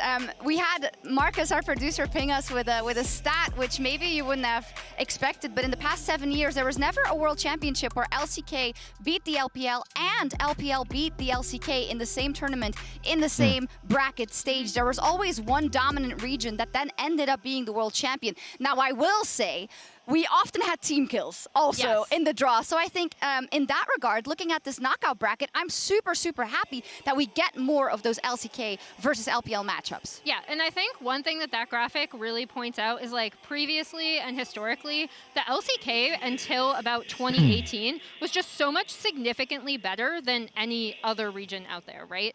And as the gap has slowly closed between LPL and LCK, I think the most interesting thing for me as someone who likes watching both regions is that it then comes down to, okay, which team is better in the meta at the moment, right? And that is really interesting to me with all of our LPL and LCK teams matching up over the next few days. It's going to be great to see how they adapt and adjust. Well, we're starting today with Gen.G versus BLG. This is an MSI rematch, and we have to get into it because BLG there was not favored, but they 3-0 Gen.G out of nowhere. They certainly did, and it was Gigabin and Elk doing a lot of the heavy lifting.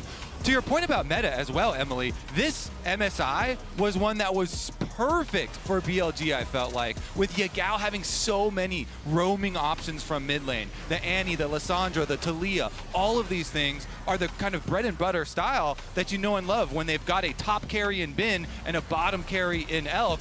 He really was the bridge. And that was the thing in this series, was how important things like the Jinx were for Elk. Having that extra range over his counter AD carry, being able to use that to play in the front lines, get the damage that he needs, and really carry these fights. And even you can see a Bin taking like a bit of a different route, playing things like the Scion, but knowing that he had that damage in his back pocket coming from Elk. I remember when you pulled that Scion out, I was like, ah, he finally did it after being bested by 369. 369 broke him. He was practicing the Malphite, the Scion, and the Ornn. I also think for these two teams, I'm really curious to see where their junglers go, because I thought that Peanut is still looking to have that insane international performance that we've seen from him domestically, right? And then with Shun, he just pad bot and got Elk ahead.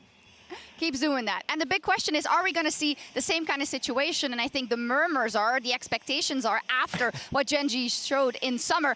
They should be high favorites, but why is that? Quantify that for me.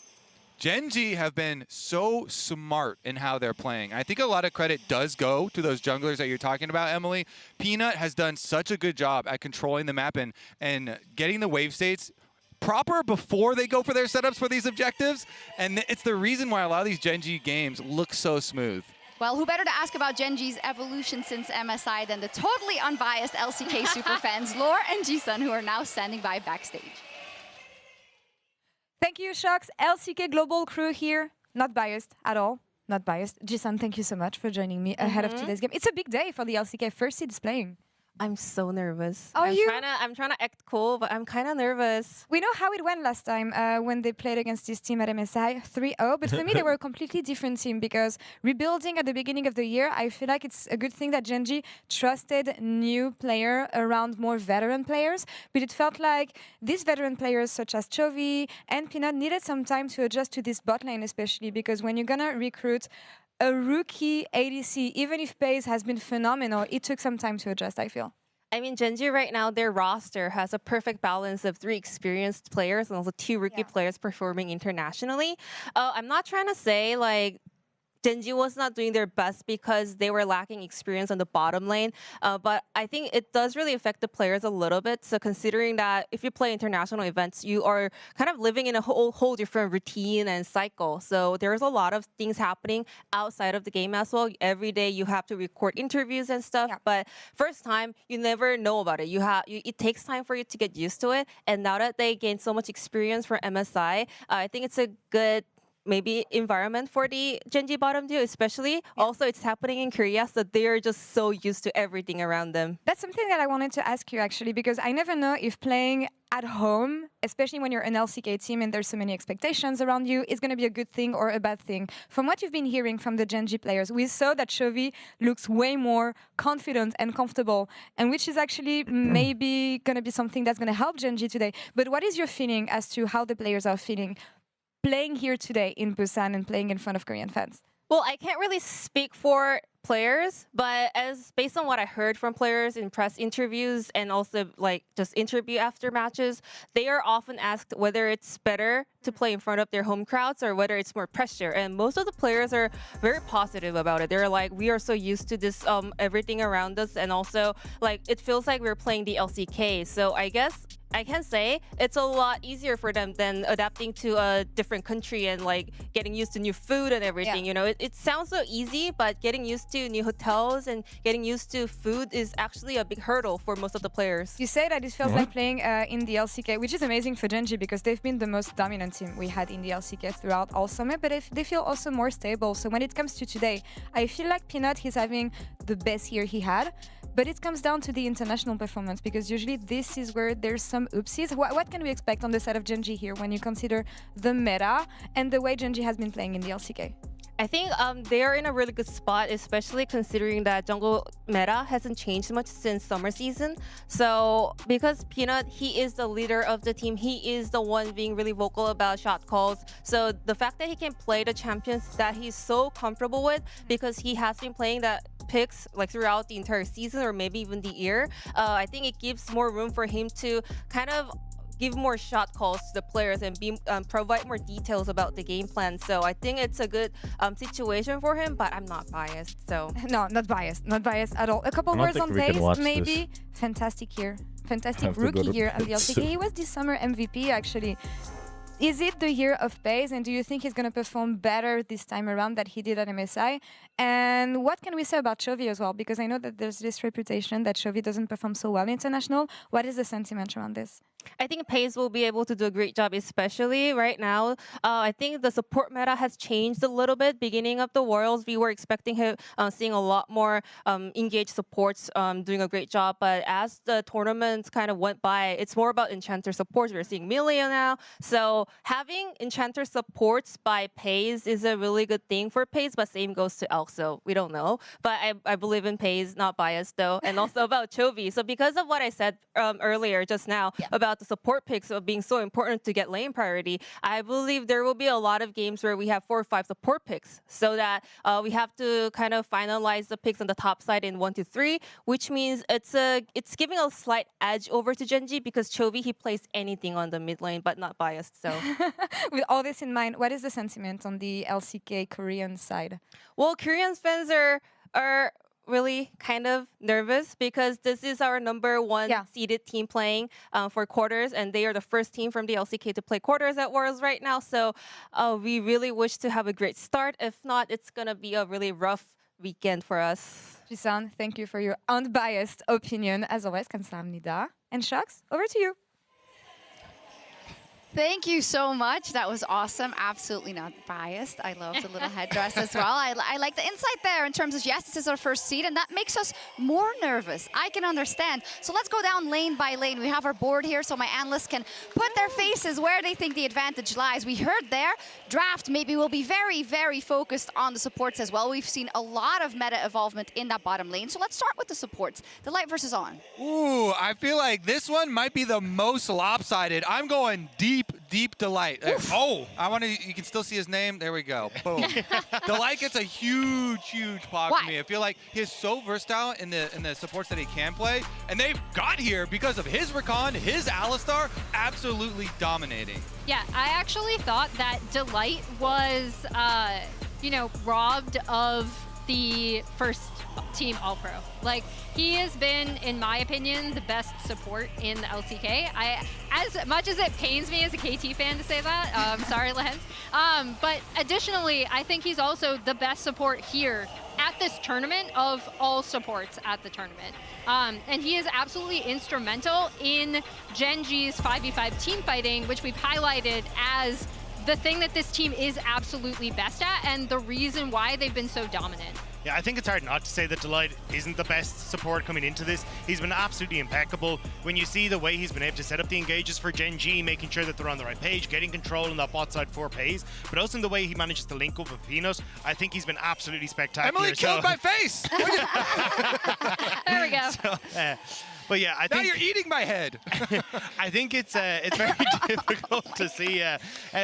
I think On has to really step up here if he wants to try and have a chance. And I think On is definitely growing on as he comes in years. Like we look towards how he has always been known as kind of said at MSI, the handsome support, but I want to show this clip, which always showed that this guy had hands. But this is my favorite On clip of all time, because you see him go for the flashy play, and he immediately dies. It's the fact that he has these incredible mechanical plays, but he needed to turn his brain on at times as well. And I think that's what we've actually started to see as BLG has grown over time. His On has grown over time, moving from Suning to BLG. He's the handsome support. He has these handsome plays, and I think this is a guy that the more we get to see from him, the more he's going to grow. He grew massively under the tutorage of Sword Art when he came back from North America and helped him grow. A lot of people in the LPR were expecting Sword Art to replace him. Instead, you could see how that tutelage has really come back to help On and being the player that he's now grown to be. And we talked about how flexible Delight is and how important it is to have those enchanters, which have come up in the meta during this. We're all Delight favored. I also think a good thing about On is that when BLG did upset Genji at MSI, it was On and the entire team being able to really play around Elk's Jinx. And so if Enchanter supports are back in the meta, I actually think that's also pretty good for Elk and On, because of the way that this team showed that they could play these Jinx and Aphelios comps. Yeah, I think that will be a main question going in as well. You know, how are they going to shape their own bot lane meta, and how is that going to trickle down to the other lanes, or should I say trickle up, because in the top lane, Bin is looking for another dominating performance as he's facing off against Doran in our featured matchup presented by Mercedes-Benz. In today's featured matchup presented by Mercedes-Benz, we have Bin versus Doran in the top lane. Two polar opposite personalities destined to face each other on League's ultimate stage. Bin has been the key to victory for BLG and has the confidence and downright swagger to carry this team all the way to the finals when he's at his best. Bin have made their way into the fight, flash forward, counter-strike, Shun leads the charge. There it is, there it goes, baby! BLG just stomp him! Doran needs to be the one to stand in his way if Genji is going to make it further. This quiet and often underestimated player has overcome the best top laners domestically and is hungry for that international title. Relatively low towards his top side, but Doran going to find the flash, the all-out comes through, and he just chops up the Jax! After a devastating loss for Genji at MSI, will Doran prove that he has grown enough to take down Bin? Or will he get run over by the pain train of the BLG top laner?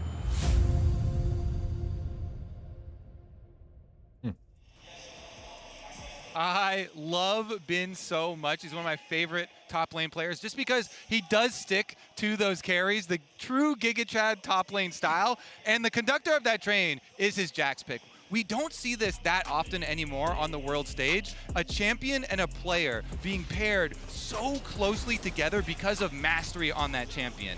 When Bin plays Jax, he leaps further, he stuns longer, he does more damage than your Jax does, and he is a master of it. I think regardless if they win Worlds or not, he should get a Jax skin for sure.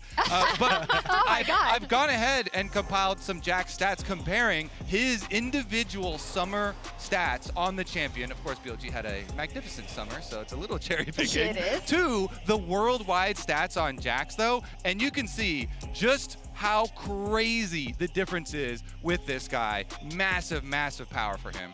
Yeah, I will say the thing that impressed me about Bin in their Swiss stage performance wasn't just, obviously, he's playing the Jax, he's super strong on this pick, you should just ban it.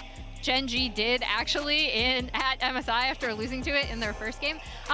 But the way that he was actually able to play the team fights, his flank angles, his understanding of the map has actually improved significantly. That was the thing that I'd always dock him on as a player, and I actually think he's improved a lot in those areas. Yeah, one thing you see now from him is when he's winning a lane super hard, he roams down to the rest of the team to try and help out bottom side, get some kills for them, or start those dragons. Yeah, and I think a large portion of that was the fact that he was able to get a huge amount of control.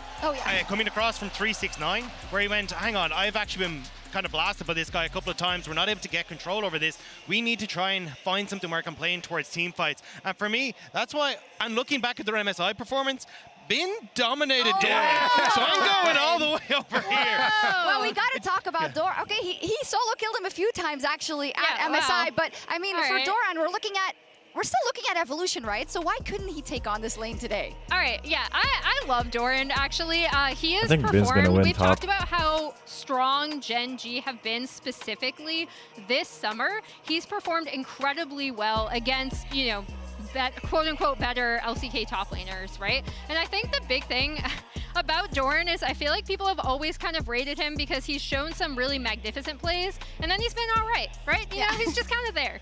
And I don't know, I feel very, very one with Doran. He is a personality who's incredibly like self-critical. They did this LCK top lane self-evaluation, and you can see Doran ranking himself in all the stats. He said that he has the least star power out of any LCK top.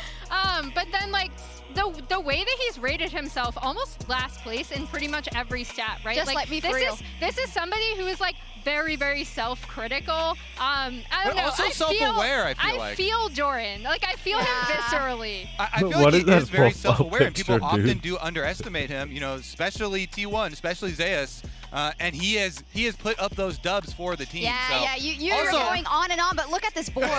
You just put it. I mean, I love Bin more than anything. So as much as Doran's gonna Apparently be not as- underrated. Apparently not as Doran at much all. as Dagda, because I Dagda's don't off know. the chart. Also, though, Peanut has worked really closely with Doran this season. He has really high jungle proximity to the top side of the map, and it has worked out super well for Gen G.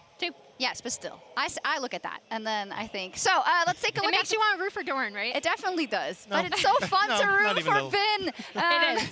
Let's I talk love more Bin. about the bot lane and specifically about Pays and Alec. We set up the story already at MSI, but for the people who may have forgotten it, you know, we have the new blood, the rookie who's never been phased at any big stage he's hit from the first year in his career, versus an Alec who has a longer career and actually had to fight back from a position of power and kind of find himself for a few years. I think that was the big story for Elk, was after renaming from Jomong, we had Jomong Madness. It was him trying to create this persona where it's like, hey, look, I have that aggressive style, but I'm able to rein it in when it's needed. And I think it's that where he still can play on a knife side. Sometimes he fumbles it, but a lot of the times we're actually seeing that he can play in the front of these team fights, get the damage that you need off. And you can see the stats on your screen, like the highest damage per minute here. He is an absolute beast when he's able to be in that carry position, and the team are able to support him in that endeavor. Yeah, I want to draw your eyes to two stats because I think they describe these two players so insanely well. KDA at the top, Pays #1, 10 for Elk, and then damage per minute, DPM, first for Elk, and a fifth, very respectable for Pays. They are so different. Elk, I always want my AD carry to have a little crazy in them. I want them to play on that knife's edge. I want them to, you know, be descendants of Jackie Love playstyle and really squeeze out as much damage as you can, regardless of the resources you've gotten in the game. So I always love that style of carry. Pays is very, very good, though, especially for the team fights later and for the consistency for Gen G. So this one's a lot closer, but I love crazy.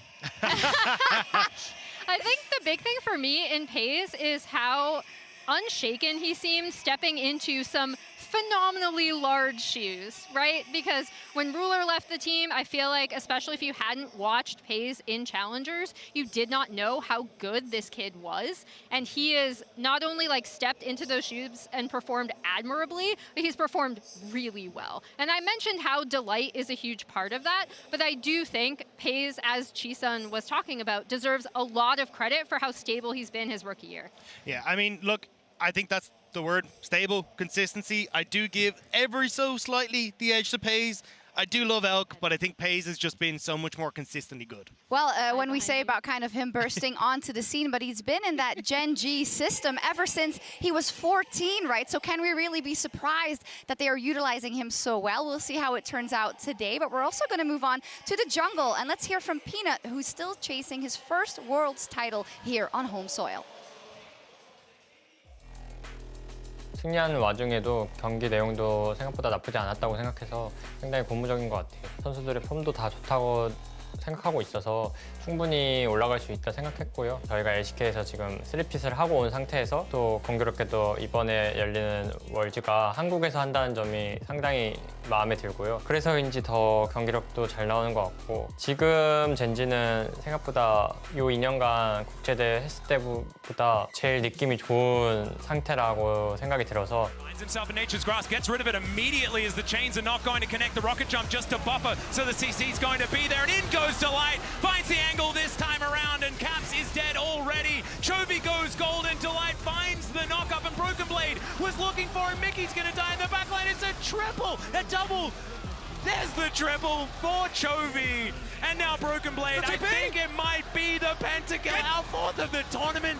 That would be absurd. Chovy is pretty low trying to get into this one, and Peanut wants to feed it to him. Don't do it, Peanut! No flashes available. He's oh, Peanut! 제가 처음에 프로게이머 처음 시작했을 때 꼭 우승해야지라는 생각을 하고 프로게이머를 시작했었는데 생각보다 좀 빨리 일었었거든요. 근데 이렇게 월즈라는 타이틀이 늦어질 줄 몰랐는데 저에게는 너무너무 소중한 기회라고 생각해서 이 기회 꼭 잡고 싶어요. 그냥 누구보다 잘하고 싶고 누구보다 잘하면 우승에 더 근접해질 수 있다고 생각해서 단지 그 생각뿐인 것 같아요.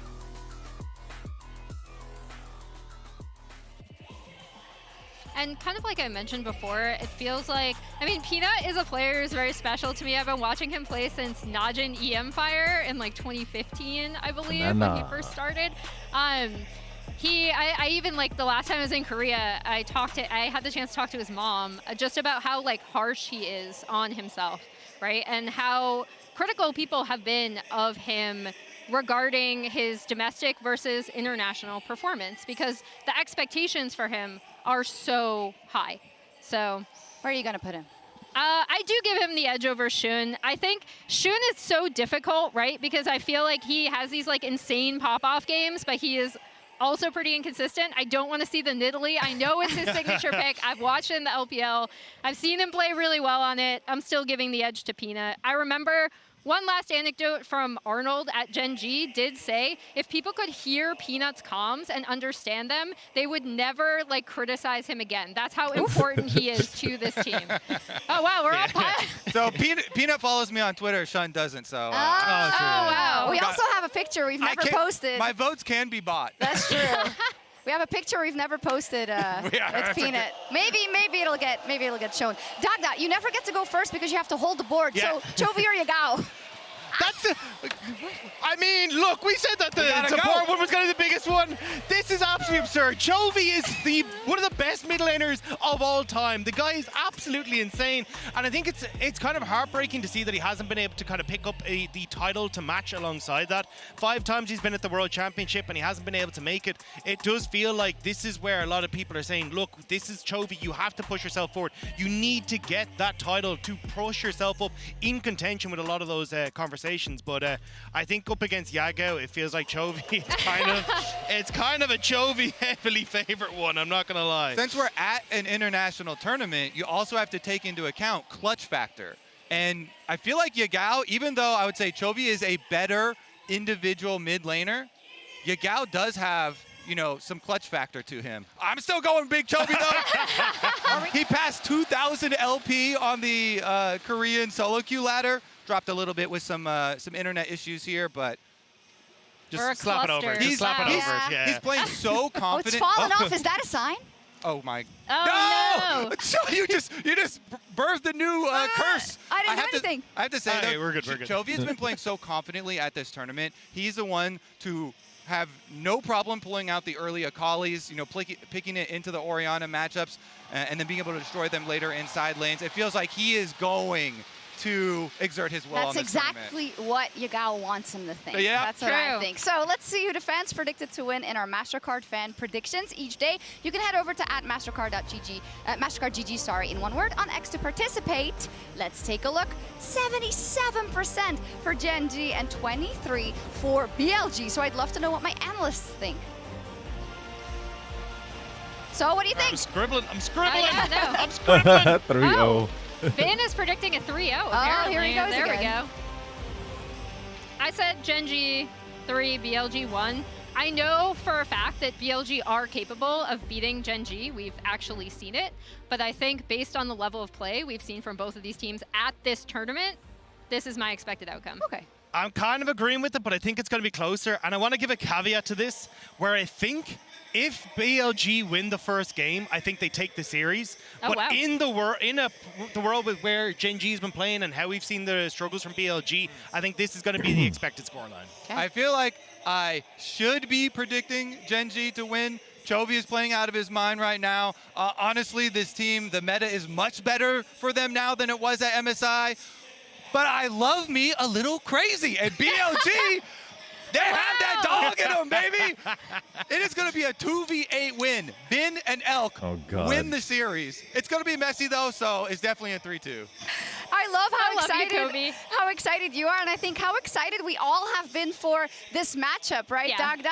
In terms of kind of what we saw at MSI, the revenge angle, but also it's a spot in the semifinals on the line. Exactly, and I think for a lot of people, it's trying to get Gen G into that final so they maybe can face up against JDG, but BLG are no pushovers. And even though we're kind of talking about Yagao when the chips are down does always step up for his team, and I think a lot of people are going to be surprised at how well BLG show up here today against the top LCK team. And we didn't even talk about it yet, but the team fights, they should be beautiful to watch. And it's all going to come down to who can keep their cool for the best and the longest. But we've got 3 days, 3 regional LCK versus LPL battles and rivalries with nothing less but spots in the world's semifinals on the line. Which region will prove to call themselves the best in the world? Let's find out.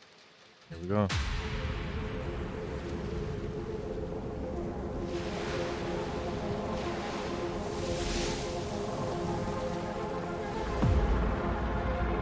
두 번째 결전의 날. 오늘도 4강을 위한 여정이 계속됩니다.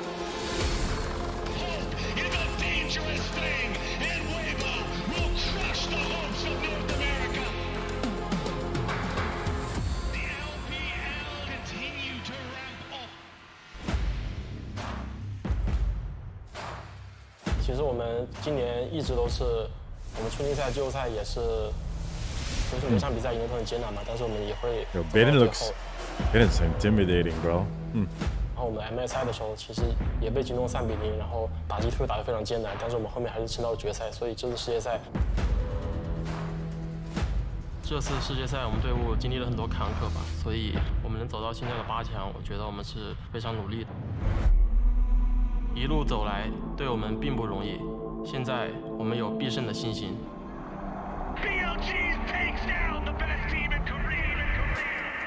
비엘지한테 졌을 때 너무 분했습니다. 이번엔 더 할 겁니다. 안 그래도 첫 월드 진출이라 기쁜데 그리고 형들이 제가 긴장을 잘 안 하는 걸 잘 알아서 최선을 다해서 형들에게 우승을 선물하겠습니다. 我觉得他们比 MSI 的时候更强，然后磨合的更好吧。但是，我觉得我们在世界赛再一次碰到跟G，我觉得结果可能会一样吧，结果应该也是会一样的。然后过程， 저는 떨리지 않습니다. 하지만 상대방은 떨어야 할 겁니다. 配置。我觉得你第1年出道走到这里已经非常好了，然后我相信明年你会突破你的8强。历史必会重演. 그 감정 그대로 느끼게 해줄게. BLG와 젠지의 대결.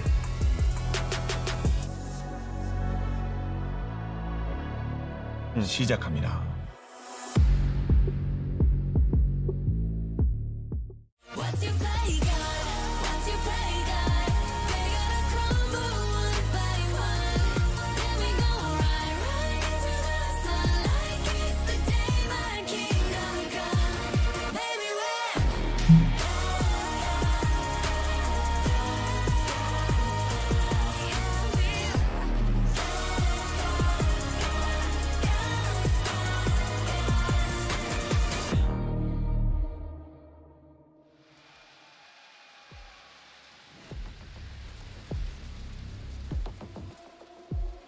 부산에 오신 여러분을 환영합니다.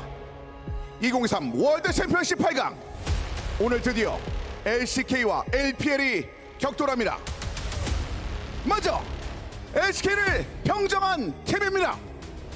3플스를 달성한 LCK의 굳건한 챔피언. 웰컴 투 더 차비 젠제. Welcome everyone to World's 2023 quarterfinals. Tonight we have a clash between the LCK and the LPL. They've dominated Korean League of Legends, winning the last 3 regional championships. Welcome to the Church of Chovy. It's Gen.G. 올해 MSI 파이널리스트가 올해 가장 큰 무대를 노립니다. LPL의 BLG. After their trip to this year's MSI finals, they're here to win it all on the biggest look at that. stage. In The unison. LPL's Billy Gaming. Bro, this serious as fuck, bro. 부산에서 펼쳐지는 8강 두 번째 매치. 젠지 대 BLG의 대결. 바로 지금 시작합니다. Busan, let's hear it one more time for tonight's contenders, Gen.G and Billy Gaming.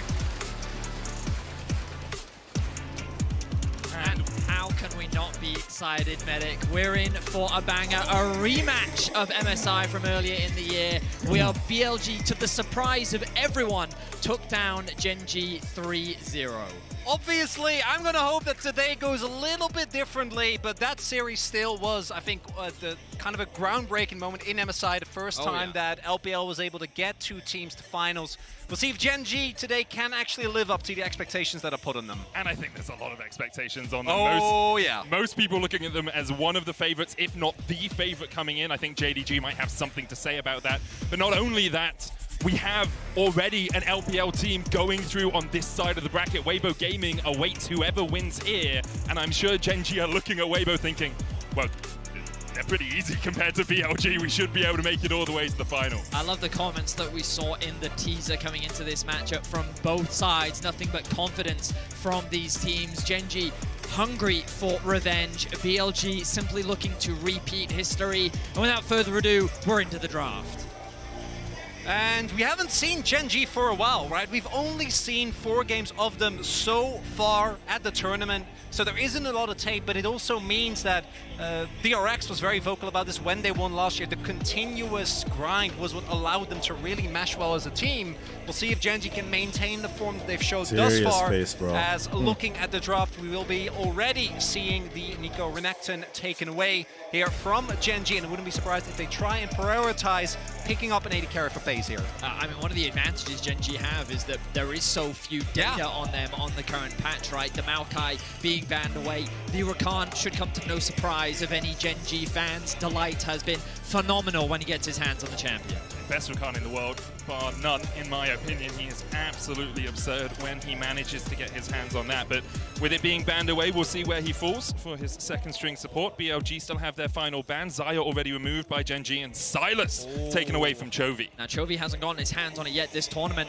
I was going to say Oriana's open. Gen.G say we don't care. We're going to take Bin's Jax away from him, and we're going to give it to Doran. And I really like this pickup from Gen.G because it has been Bin specifically that was the big reason, right? Doran completely unable to step up to him, and this allows Gen.G to, with Doran having played a ton of Jax, feels like a very comfortable matchup for him, no matter what he might end up playing into. But it also means that Bin doesn't get to play Jax, and with Renekton and Jax already taken off the table, those are the 2 picks I think you'd be the most afraid of. We do see the Renata remains extremely high in priority. I wonder if we'll get to see some Aphelios coming out from Alp. We've been seeing it rise in priority a lot more here at the tournament, and it could be a very oppressive lane. Remember that champions like Kalista are also still up and available. How aggressive do BLG want to be on the bottom side of the map? They're thinking about it, and they're looking to lock it in. So Kalista and Renata for Elk and On. Coming into this matchup today, we were talking a little bit about like where are the priorities going to be. My expectation was going to be that Shun was going to look to gank bot and Peanut was going to look to gank top. And right now, these drafts are giving very much what we expected. And I'm looking at Azir Poppy here as the pickup for Gen.G. Chovy's still really big fan of the Azir, and I think that for Peanut specifically, the Poppy is a pick that he's been exceptional with. We've seen a lot of LCK teams combine Poppy and Azir because of the synergy with the Azir wall and the Poppy, and the fact that playing as Kalista into Poppy isn't pleasant in general, and it's been one of Peanut's best champions and actually made it through the draft this time around. So already locked in for Chovy. Is the first Kalista we've seen from Elk this year. He has played it a few times across the course of his career. There's the Aphelios that we talked about already. Gauntlet laying down here by Gen.G. They have incredible scaling already, but BLG, that early game bot lane can be so powerful, especially if Shun, as we expect, decides to play around the bottom side of the map. It's crazy to me that Gen.G have just foregone Orianna. Like, the fact that we haven't seen Chovy played at this tournament, your expectations would be, well, who in their right mind would give Chovy Orianna, right? There's literally a music video where he's playing that champion. The fact that they're giving it over to Yagao has to just show the confidence that Chovy has coming into this matchup, taking away some of those comfort in Yagao. He looks best when he's facilitating his team. When you've got to play that skill matchup, Orianna into Azir, Chovy's like, this is my playground. There was also Showmaker actually mentioned this in an interview. A lot of LCK teams really highly rate the Azir because specifically the ability to punish is so hard and you don't need to expend any resources toward it. So it frees up Peanut by allowing Chovy to just take on the lane entirely by himself, because let's not forget, I do think we've seen the Orianna be a viable target for punishes when you have a really strong mid-jungle. Though I don't really feel like that's what Gen.G are setting up for, especially with the Poppy being banned. But we'll see what they end up going for here. I'm a little worried that the Kazakhs might come through, and I know Peanut's undefeated on it, but I don't love it. 10-0, man. I know. The numbers don't lie. I do like the Rumble ban, though, because I do think that that is one of the best matchups into the Jax. I was going to say Sejuani, and immediately BLG looked to ban that one away. Yeah. Renekton is something I think Gen.G, already banned away, taken off the board, of course. But when you look at Bin's champion pool, so far at Worlds, he's played Jax, Renekton, Cassante, and Aatrox. And the Cassante now going to be taken away, so Gen.G definitely done their research. They want to try and funnel Bin into a direction where he hasn't shown the same, well, I don't want to say comfort, because Bin is obviously a very flexible top laner, but so far at this tournament, his go-to champions have been Jax and Renekton. So Dorian is saying, what else you got? You're asking him to show something new, and that can always be a difficulty coming into these quarterfinals. Upsets the apple cart a little bit. Jarvan locked in for BLG, a ball delivery system alongside, obviously, the Fate's Call, chucking someone in. Gives them a lot of power in the later game. But I really like the Tahm Kench until they decided to switch towards the Rel. Might still be the Rel jungle. Because this is also a continuation of LCK teams, specifically T1, started prioritizing this Kench. And LPL teams really putting high prior on the Renata. Obviously, T1 played it, but that was specifically in an Ashe lane. And Bin not going to show a new champion, instead going back to the Aatrox. The team finding power of this BLG comp is, especially in the mid game, I think absolutely insane.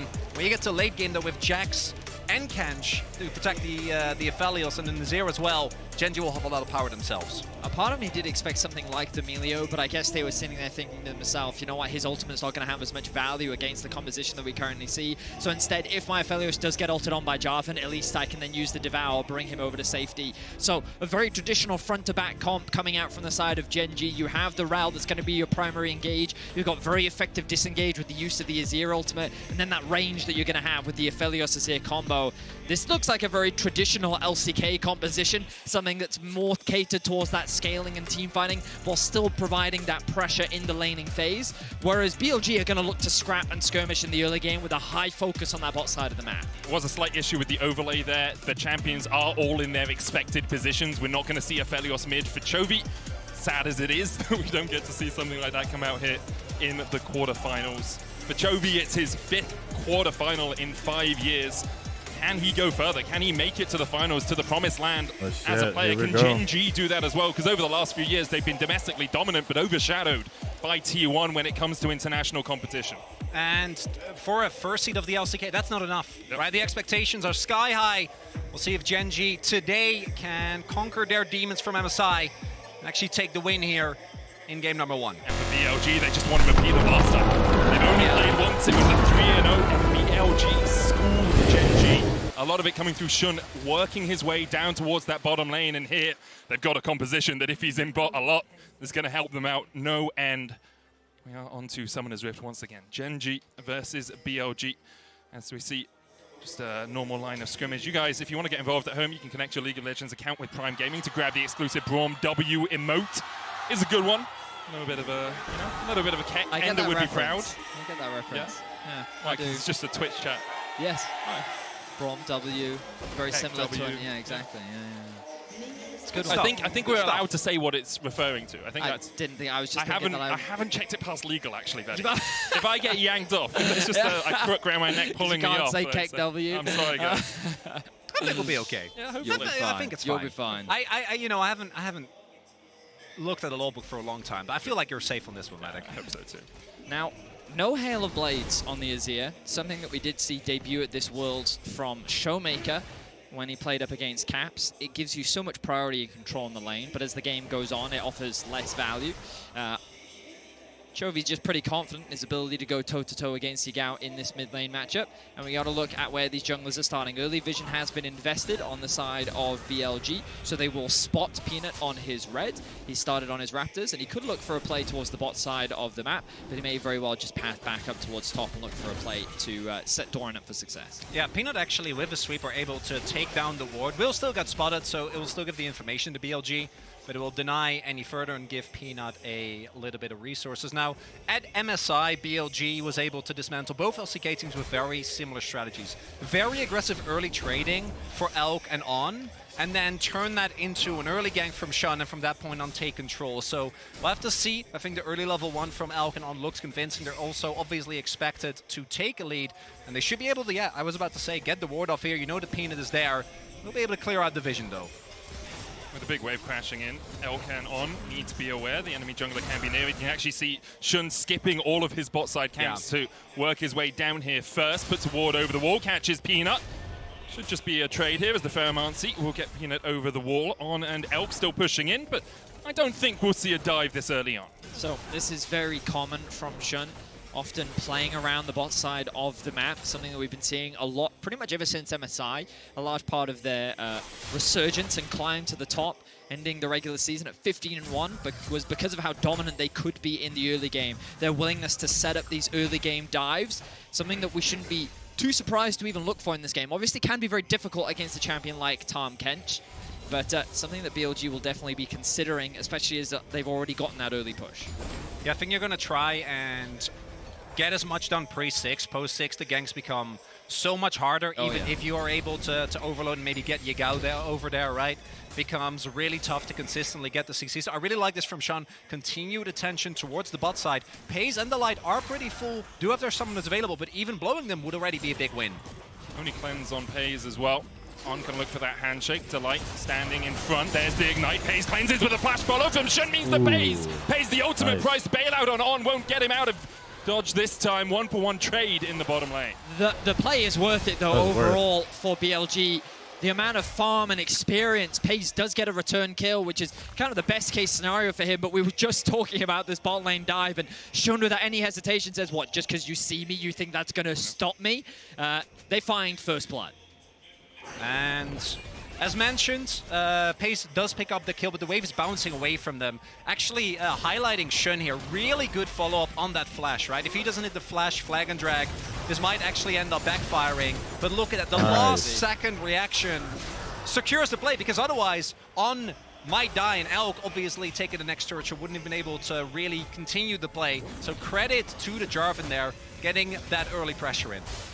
To see Dorman winning out on the top side early on here, about a wave of farm ahead, although the wave is crashing, so we'll see how much Bin can catch that. Kind of knows that his jungler's not going to be around top too much. You see the compositions and you understand that BLG will want to play through bot. Good news for Gen.G was that it was Shun that picked up the kill rather than Elk, so the pure 2v2 not as powerful yet for BLG. What is really big now is how well BLG is able to punish the lack of summoners on Pace, because I think that's something that LPL teams in particular are really, really good at. It is look for these mega aggressive plays when you know there is a window, and they're starting up Dragon right now. I don't feel like Gen.G should contest this, but it wouldn't be a first. We saw them do it against T1 as well. I mean, Gen.G at this point in the game, obviously very early, should consider themselves much weaker.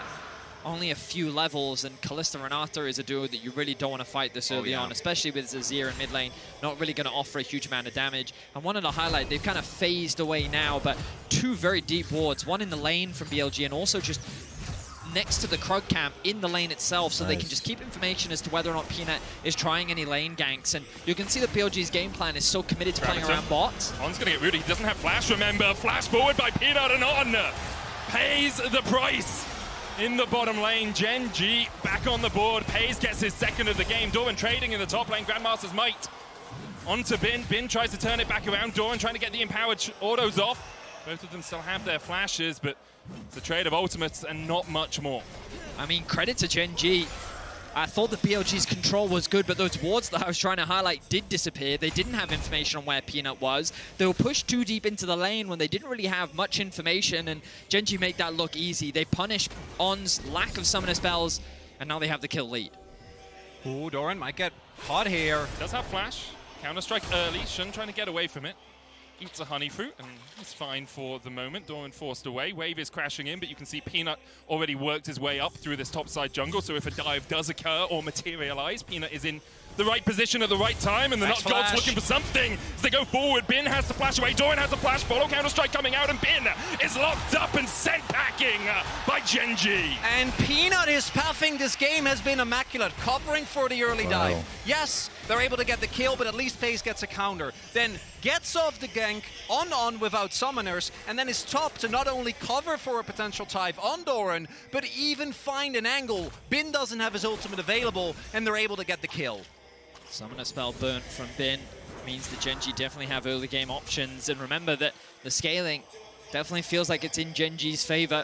They're going to have this Jax side lane threat that's only going to get stronger as the game continues. So Felios and Azir, their range is going to be very difficult to deal with, especially for a champion like Kalista. BLG need to find these advantages in the early game. So we have to question, what's the plan now for Shun? Are you going to look to dive bot once again? Because that's a stacked wave where there's no real opportunities. And with those chakrams, he thins that wave out immediately. Would expect BLG to look for both the next dragon as well as an early herald. Chovy trading aggressively. Shun's waiting with flash available.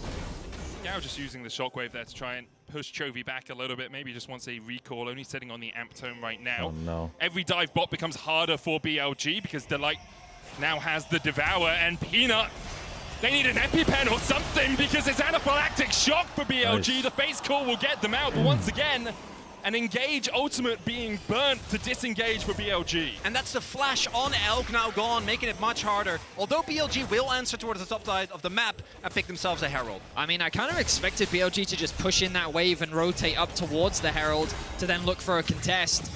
Nice trading there from Bin. Doran forced to pop the ultimate. He needs to be careful now. Of course, he is on the weak side. Doesn't have much HP. No He flash did get either. spotted. Does Shun go with the Cataclysm? Might just be an EQ. Forces Doran back. Don't want to burn the Cataclysm, but Doran forced away. Rift Herald can come down. Shun, of course, has to wait to be out of combat to be able to place that. Bin's already taken one plate. Do they want more? I think they'd much rather use the Herald bot, though. When you have this Kalista Renata, you want to make sure that they do have an advantage going into the mid-game. Ideally, you can get that first item spike before the Aphelios, so that when you get to these next dragons, Dragon 2, Dragon 3, you're in a stronger position around that 2-item mark. Also saw there, really good communication from BLG. The second that Chovy started roaming up to cover for a potential dive and make a counterplay is, oh, Yagao is forced to flash. We immediately saw the pings go down. However, Gen G trying to contest this Herald. I don't know if Peanut, reinforcements are on the way. Delight's on his way across. No Fate's Call yet for Elk, so half the time on that, but they do have the hostile takeover if they want to look for more. Shun goes in, they find Ace. Cataclysm down, but the Devour already used by Delight. Now the hostile takeover popping as well. The shield from Pace, he tries to cleanse away, but he's slowed. Severum's going to heal him up, but Peanut pulled back with a handshake, and BLG win out the skirmish. That was good. Really big win there for BLG, and this is the disrespect that we saw Gen G show against T1 as well. The early power of this Kalista Renata can be so hard to deal with, and it's Shun that sets it up with a lot of upfront burst on Pace. I mean, massive disrespect from Gen G. Yeah. I thought that they were able to escort themselves out with the support coming in from the bot lane. Notice as well, Yagao kind of has control over the mid wave as well, so Chovy can't come to assist. Jun with what felt to me like initially a very aggressive play, isolating himself from the backline, but he actually creates this wall that there's no threat onto Elk. He flashes away to safety, Delight is forced to flash away, and very quickly Gen G is on the retreat with Elk and on the chase down. It's a bit of a shame that they don't give the kill over to Elk, but aside from that, BLG looking confident in this early game. It's also the weakness of Devour. If you are swallowing up your AD carry, and you only have a Rel and a Tahm Kench there to try and put any damage back onto the enemy team, becomes very tricky. I like the Tahm Kench in team fights, but when it's a 3v3, it becomes a lot harder to make sure you're matching the DPS of BLG. Delight here trying to trade towards this dragon would be the second of the game for BLG, and Delight's just being a nuisance. He knows they can't take this away. BLG get their second 11 minutes in with it, about a 600, 700 gold lead. The question is, can they continue to accelerate this game? Because Gen G, oh, they can't. They had to pause it. Don't know if that was BLG or Gen G, but as soon as I say accelerate, we decide to slow the tempo down just a tad. Does look like the pauses come out from the side of Gen G. Of course, when we have more information, we will share it with you. Of course, they very always do back this. and forth early game.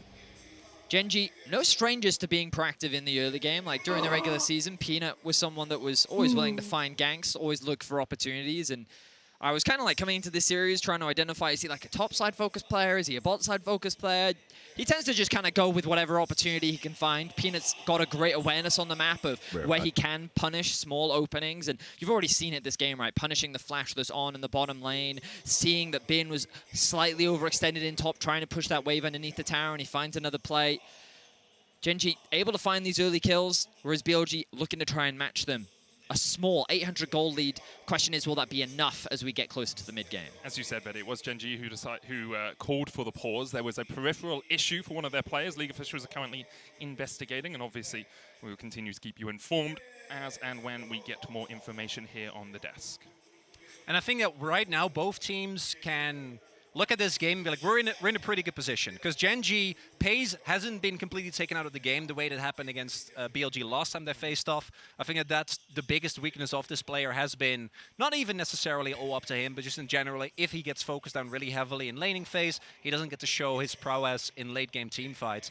But he's fine, he picked up a bunch of kills, so even though he's behind in CS, he will still be decently when it comes to 300 gold ahead yeah, right actually now. ahead even. Thank you, Vedi. And then we also have Doran with a lead, which on the Jax always is going to feel really good. But on the flip side, BLG have already stacked 2 Drakes, and their mid game is only going to get scarier for like the next 10-15 minutes. And it is an Ocean Drake, which I think is a pretty decent rule. It's not. You know, it's not infernal. Cloud, you know. It's not, well, yeah, speaking Great for my speaking pick to my heart there. You know what I mean? Oh, really? I went Yeah. Hex-Tech. I think I went Ocean. I went Cloud. I had no choice. But Well, I was going to say, aren't you bound to Cloud I am by bound rules to Cloud, of the yeah. LCK? Just by Atlas, really. That's entirely on him.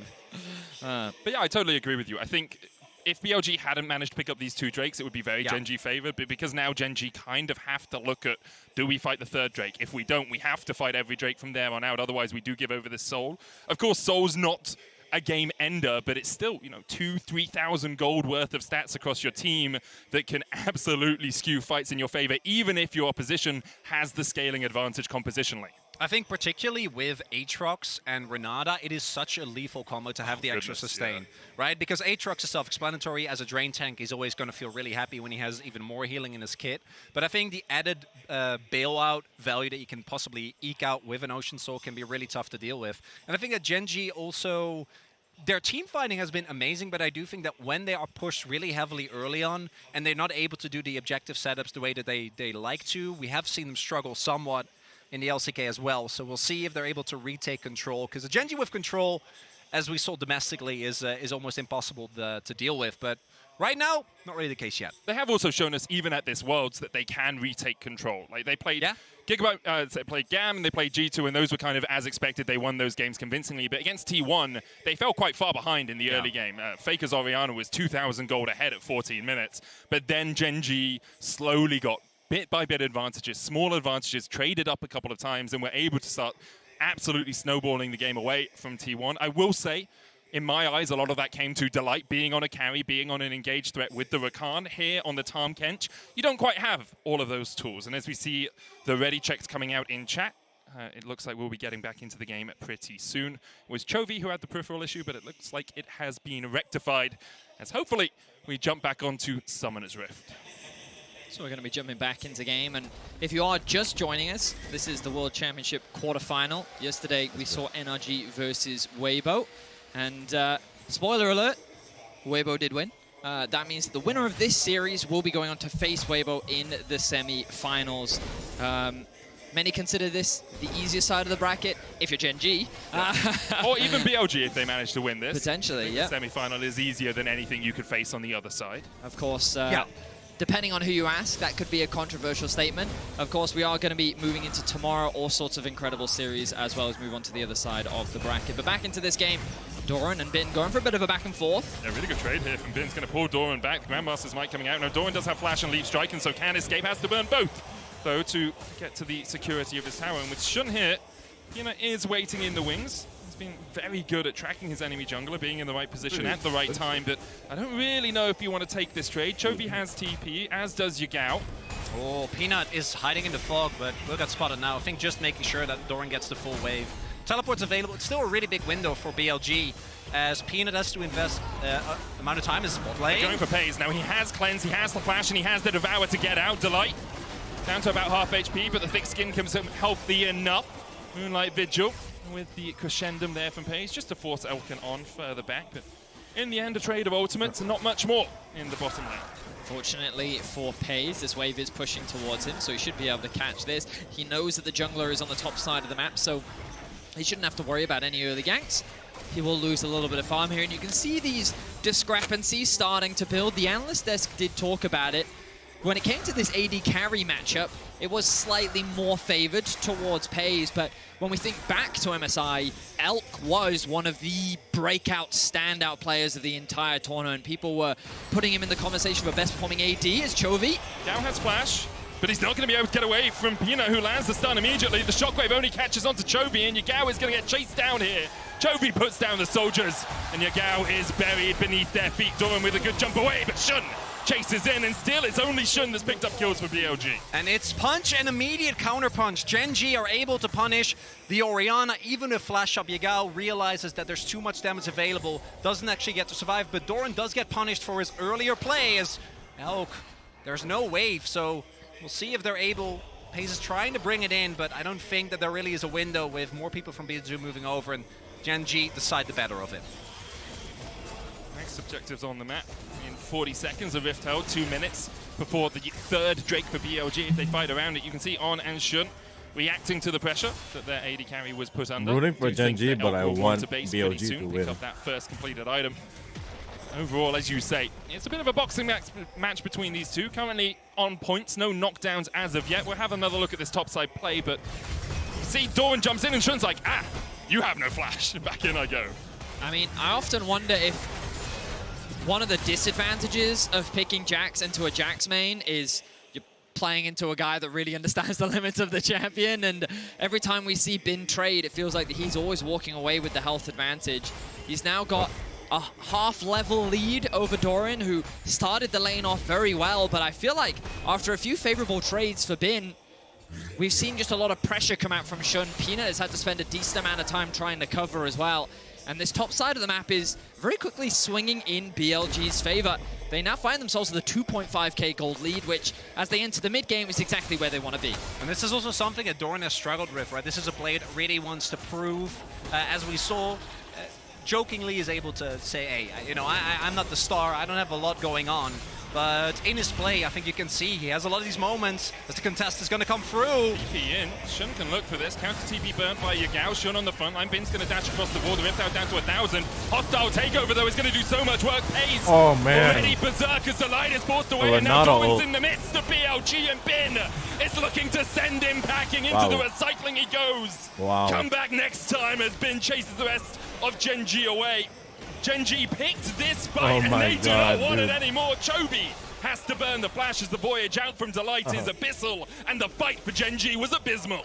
It's at this point in the game where BLG want to fight you, and Gen G, Chovy looks for a play, gets a flash out of Elk, but it's just a consolation prize as Gen G falls short in the fight, trying to force this when it feels like BLG at this point in the game should be so much stronger. Questionable play from Gen G. Not only that, I think it might also lead to them not being able to contest the third dragon, setting up Soul Point. And if we look here, the engage is disjointed. Pace throws an ultimate into only on, and there is no follow-up damage thanks to the re-engage from Shun and the way that the Cataclysm denied the rest of Gen G entry to the fight. And then that allows Bin to pop off with his lead.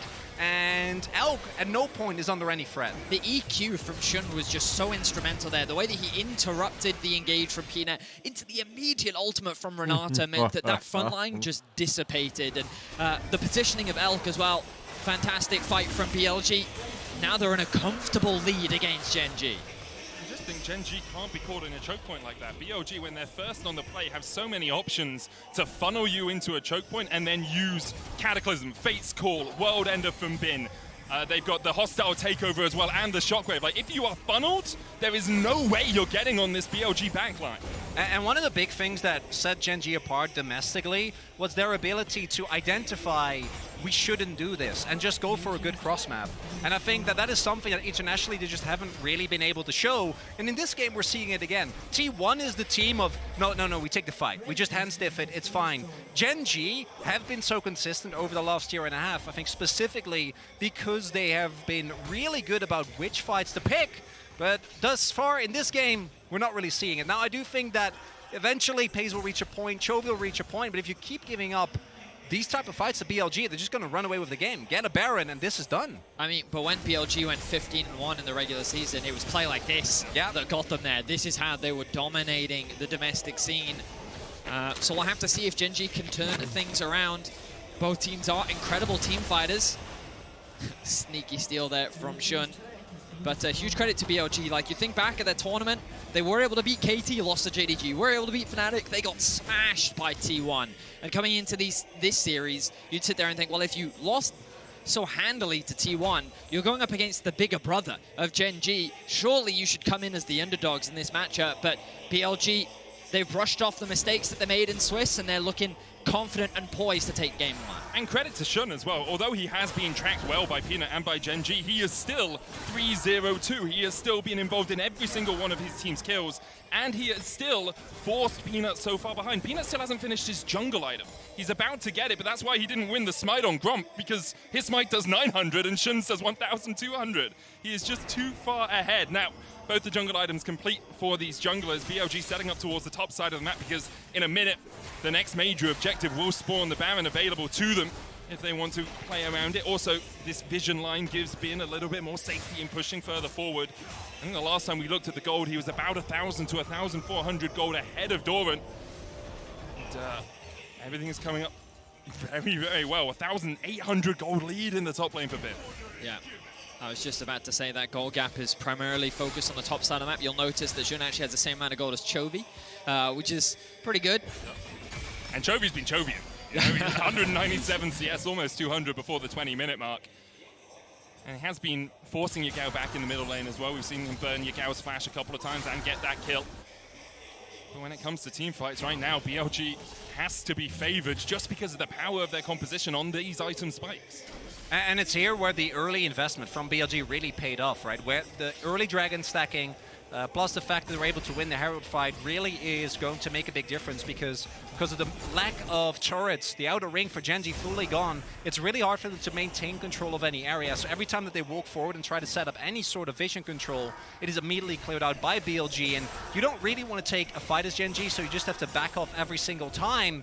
But that does mean that BLG is going to have a free setup for this soul point that is coming up in a minute and a half. And with that, 4-0 Drake also means a very early Elder, which I think BLG are going to be very happy about.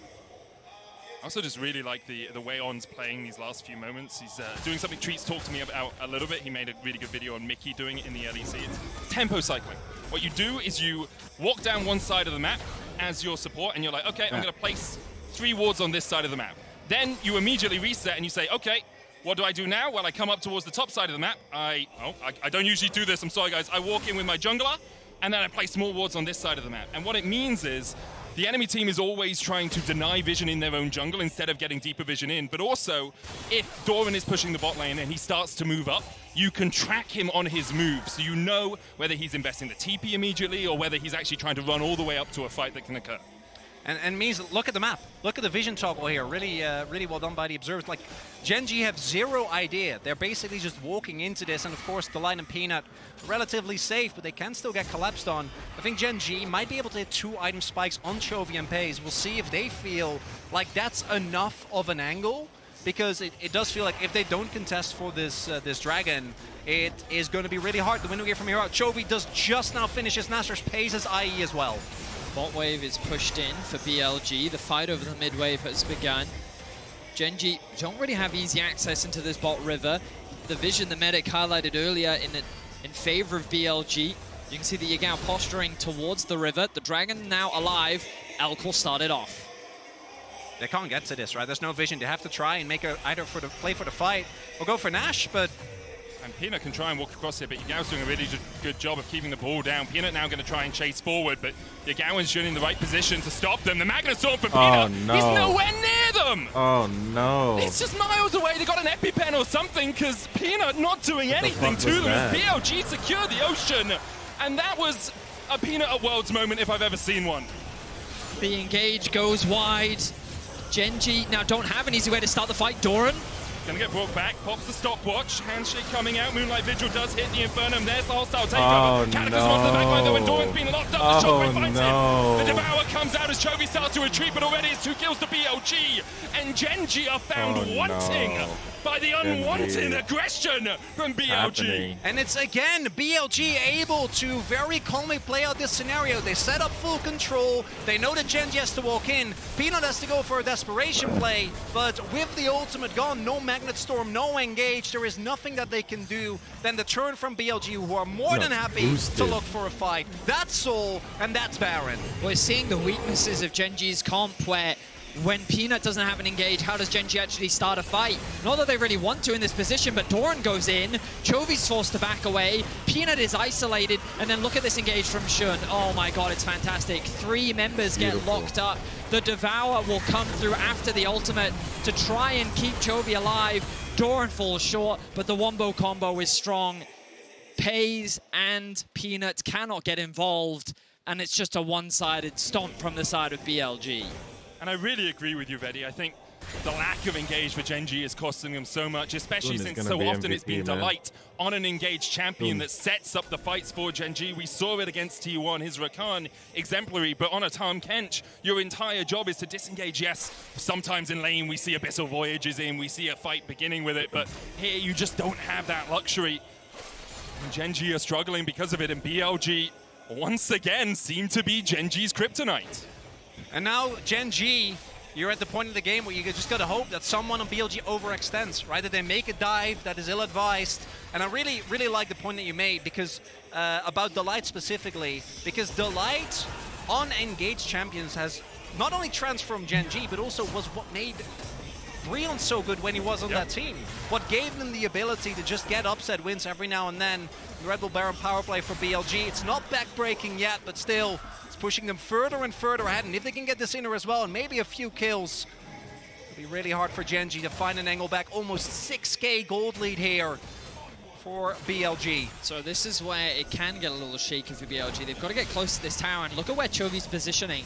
He's standing just a little bit in front of the tower so that the soldiers can act as poke and as a guard to keep this tower alive, and BLG can't approach. They're very reliant on this empowered cannon minion.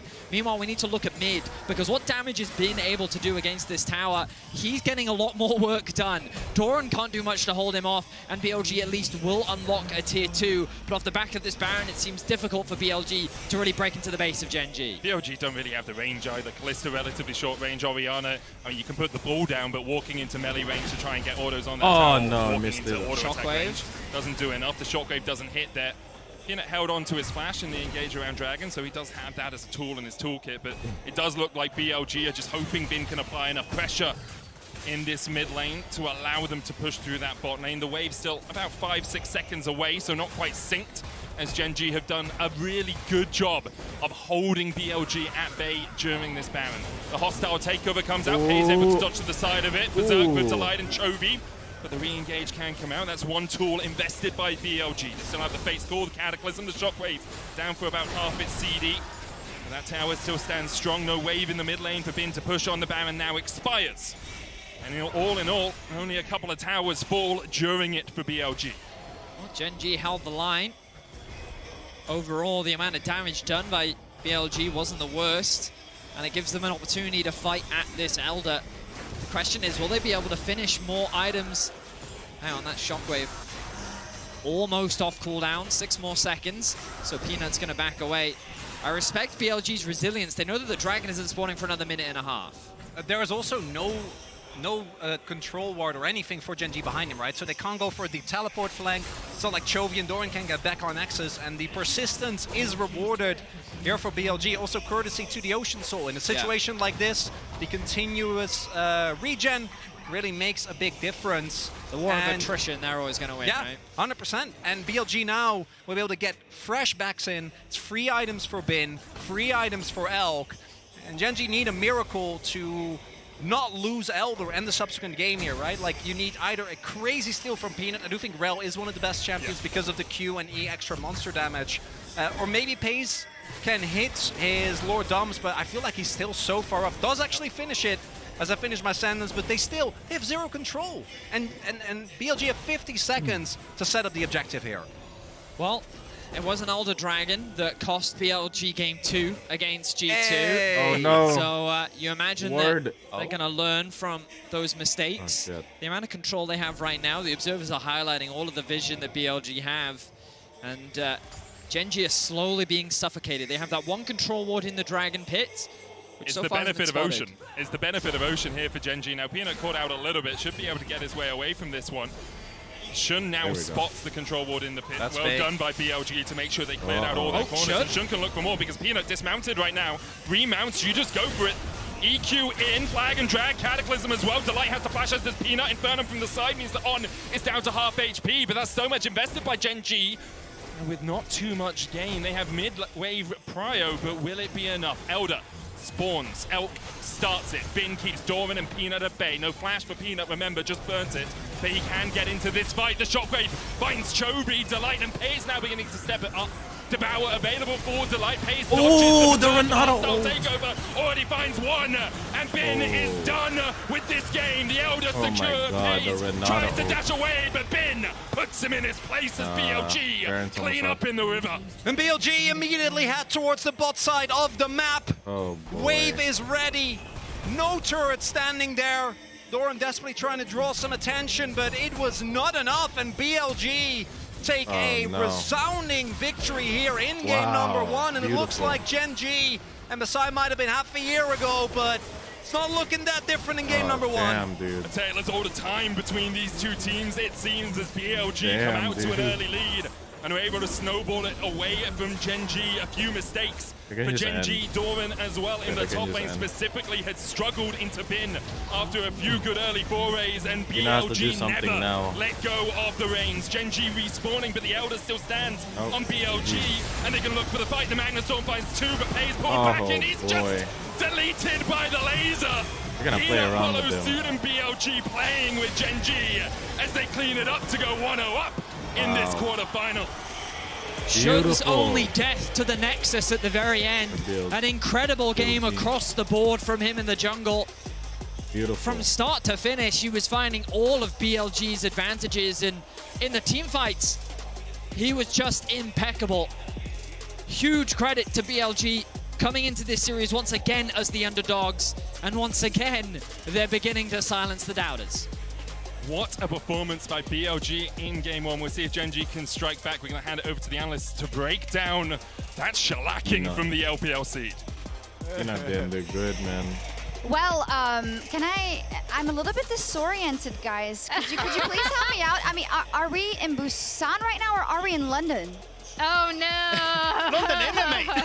This has been fantastic! fantastic for BLG. What a sick series, our game to get this series started off on. Like, the fact we got to see them play hyper-aggressive is so incredible to see. Yeah, I love the fact that we finally, as soon as they locked in Callisto, we're like, I don't know about this. This has been something that destroys in scrims for obvious reasons, but then when you come to stage, teams play slower. Well, guess what? They didn't play slower, and they forced Gen G to fight them around mid-game objectives, and that was really the big turning point of the game. Very similar to MSI. Yeah. All I'm saying is Gen G were favored. Bin called the 3-0 to the camera before the series even started once again. I believe this is it. There we go. There we go. Oh boy. And massive, massive delivery, but not quite where we expected it from. Hello? Yeah. The bottom lane, the Renata pick. He deserves some credit, okay? We Yeah. we That's slandered pretty him good. with the rankings a little bit. You said you like him crazy, pretty so. good. I do like him crazy. It is really big props to Shun. Shun was really big star of the show. Jungle credit man. as always, baby. He was able to get the swear to flash God, bro. for the first dive. He also went down there to cover Peanut's first move, where Peanut goes in and clears out the ward. He knows they have to stack dragons. It is a Callista comp. The reason Callista always gets flamed by people on stage games is because people don't properly snowball off that bottom side. And the Renata really gave him the extra team fight presence as well later with the ult. Renata. Yeah, and I think you really can see a did lot of it was, hey, put look, down some good Peanut was ults. trying to get involved to shut down Shun, make sure they couldn't get involved in that bot side. That's But pretty good when you've ult, got the man. Renata and the Callista, it gives you so much control over that bot lane. They're able to set up for great dives off of Yagao, having control over the mid lane as well. And then he was able to rotate up towards that top side as well. And use the fact that, I mean, honestly, Bin was absolutely dumpstering Doran in a lot of these early skirmishes to set then up for Fucking even Zoom more is the success MVP. there. And Shun, he came off the back of that in the early stages, 3 kills, and was set up Yeah. perfectly then for the team fights with an early gore drinker. And also the 100% co-participation. So wherever he went, and this is with what I thought was a really good job from Gen G and Peanut, kind of pathing in their own way and tracking him, right? So like it was a battle of the junglers early, and it was both of them kind of responding to each other.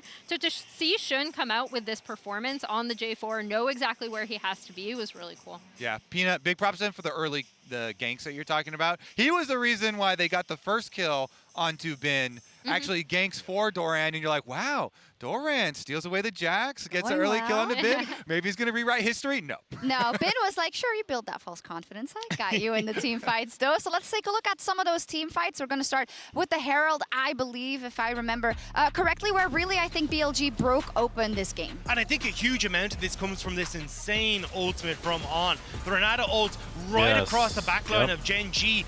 Completely Perfect. disrupts them, then sets up for Bin and for Shun to get into the mix there. And the entire time, Elk is free firing, Yagao has all the space that he needs. It made it incredibly difficult for Gen G to operate in these fights. That was rough from Peanut. Yeah.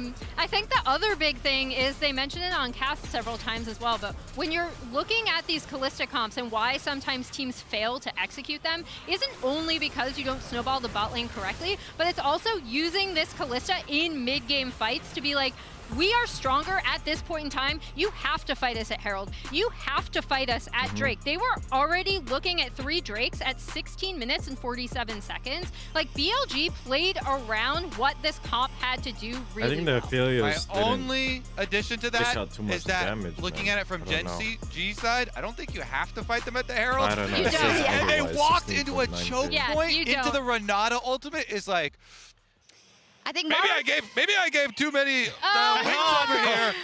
Might have to change this over to 3-1, maybe. Okay.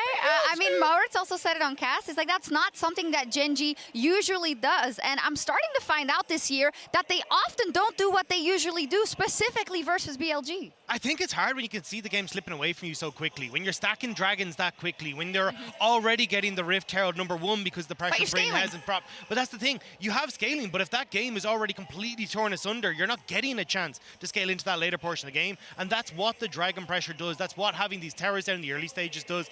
And you could see how consistently BLG were we're controlling mid lane, right, get vision bot. Now Yagao was putting a ton of pressure up against the Jax. Like, how many times do you see Orianna just like split push against the Jax being like, I'm totally fine, this is grand.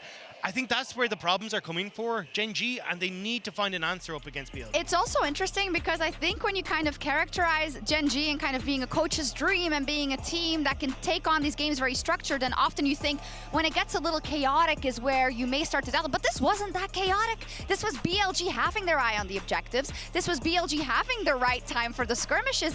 You can't really say that they were drawn into a chaos of any kind, right? Or am I reading it incorrectly? No, they're creating their own win here. I do think, though, one of the criticisms of had Gen G is that they're not willing to take a lower percentage play. Oh, they took red side, but they're not willing to choose a lower percentage play. And I think one of the things is that they're very good as a coach's side, because it's like, well, we're going to take the high percentage play. We're not going to overforce things. But I think when you're playing against a team like BLG that are willing to risk more, take those shortcuts, you have to be willing to fight back against that, or you just start to lose more. We have to go to break, it was Gen G that picked red. I just want to reiterate that because we were going over it. That's super interesting to me, especially with the way the meta has evolved around support counter picks. It is. It came in late. I wanted to talk about it, but we got to go to a break, and we'll see immediately how that parlays into the pick and ban for Game 2 after this. Cleanse on Pays as well. On can look for that handshake. Delight standing in front. There's the ignite. Pays cleanses with a flash follow from Shun means the Pays. Time and the Nice Nut Gods flash. looking for something. As they go forward, Bin has the flash away. Doran has the flash follow. Counter-strike coming out, and Bin is locked up and sent packing by Gen G. And Peanut is pathing this game has been immaculate. Gonna get brought back. Pops the stopwatch. Handshake coming out. Moonlight Vigil does hit the Infernum. There's the hostile takeover. Cataclysm onto the backline though, and Doran's been locked up. The Shockwave finds him. The Devour comes out as Chovy starts to retreat, but already it's 2 kills to BLG. Devour available for Delight. Pays dodges the Berserk, but the hostile takeover already finds one. And Bin is done with this game.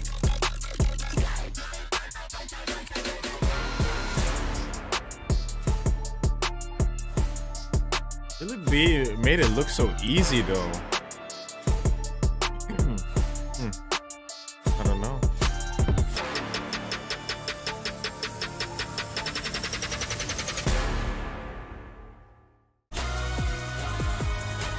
Made it look so easy.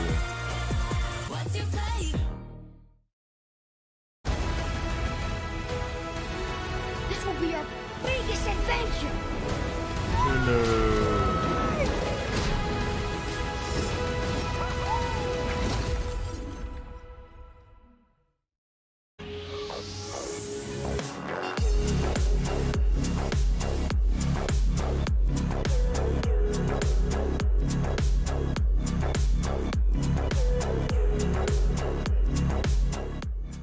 Bringing in a new roommate to save money, is that the plan? Say hi to Glenn from work. Yeah, I think I have a much better plan. We switched to my plan from Verizon. That is a good plan. Glenn. Get my plan starting at just $25 when you bring your own phones. Plus, save when you add perks like the Disney Bundle. It's your Verizon. Baron. Red Bull gives you wings. And Red Bull gives you wings.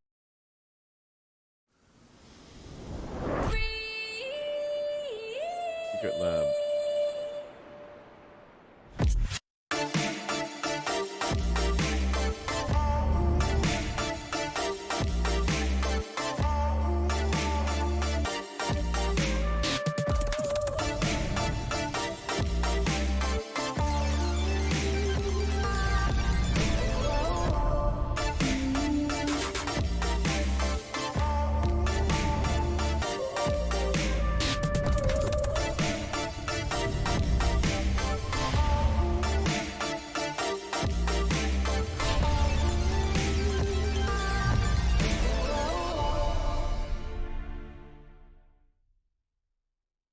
One Secret Lab, bro. It's my dream chair.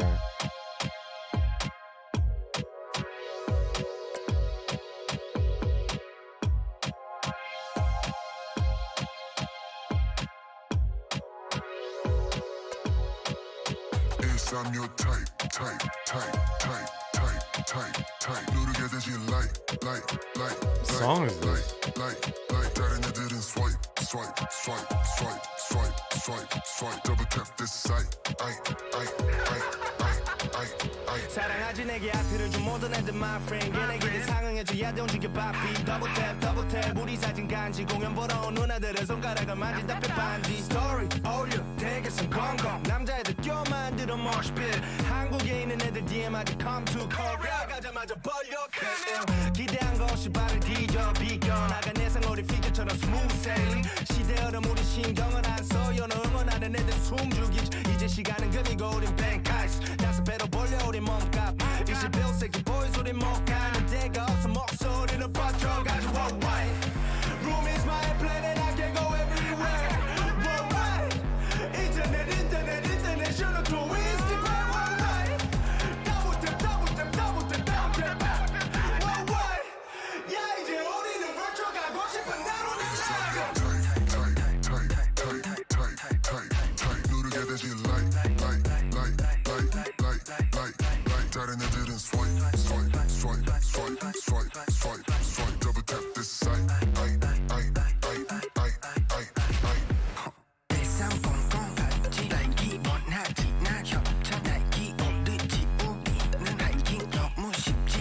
Alright, I'm going to bed.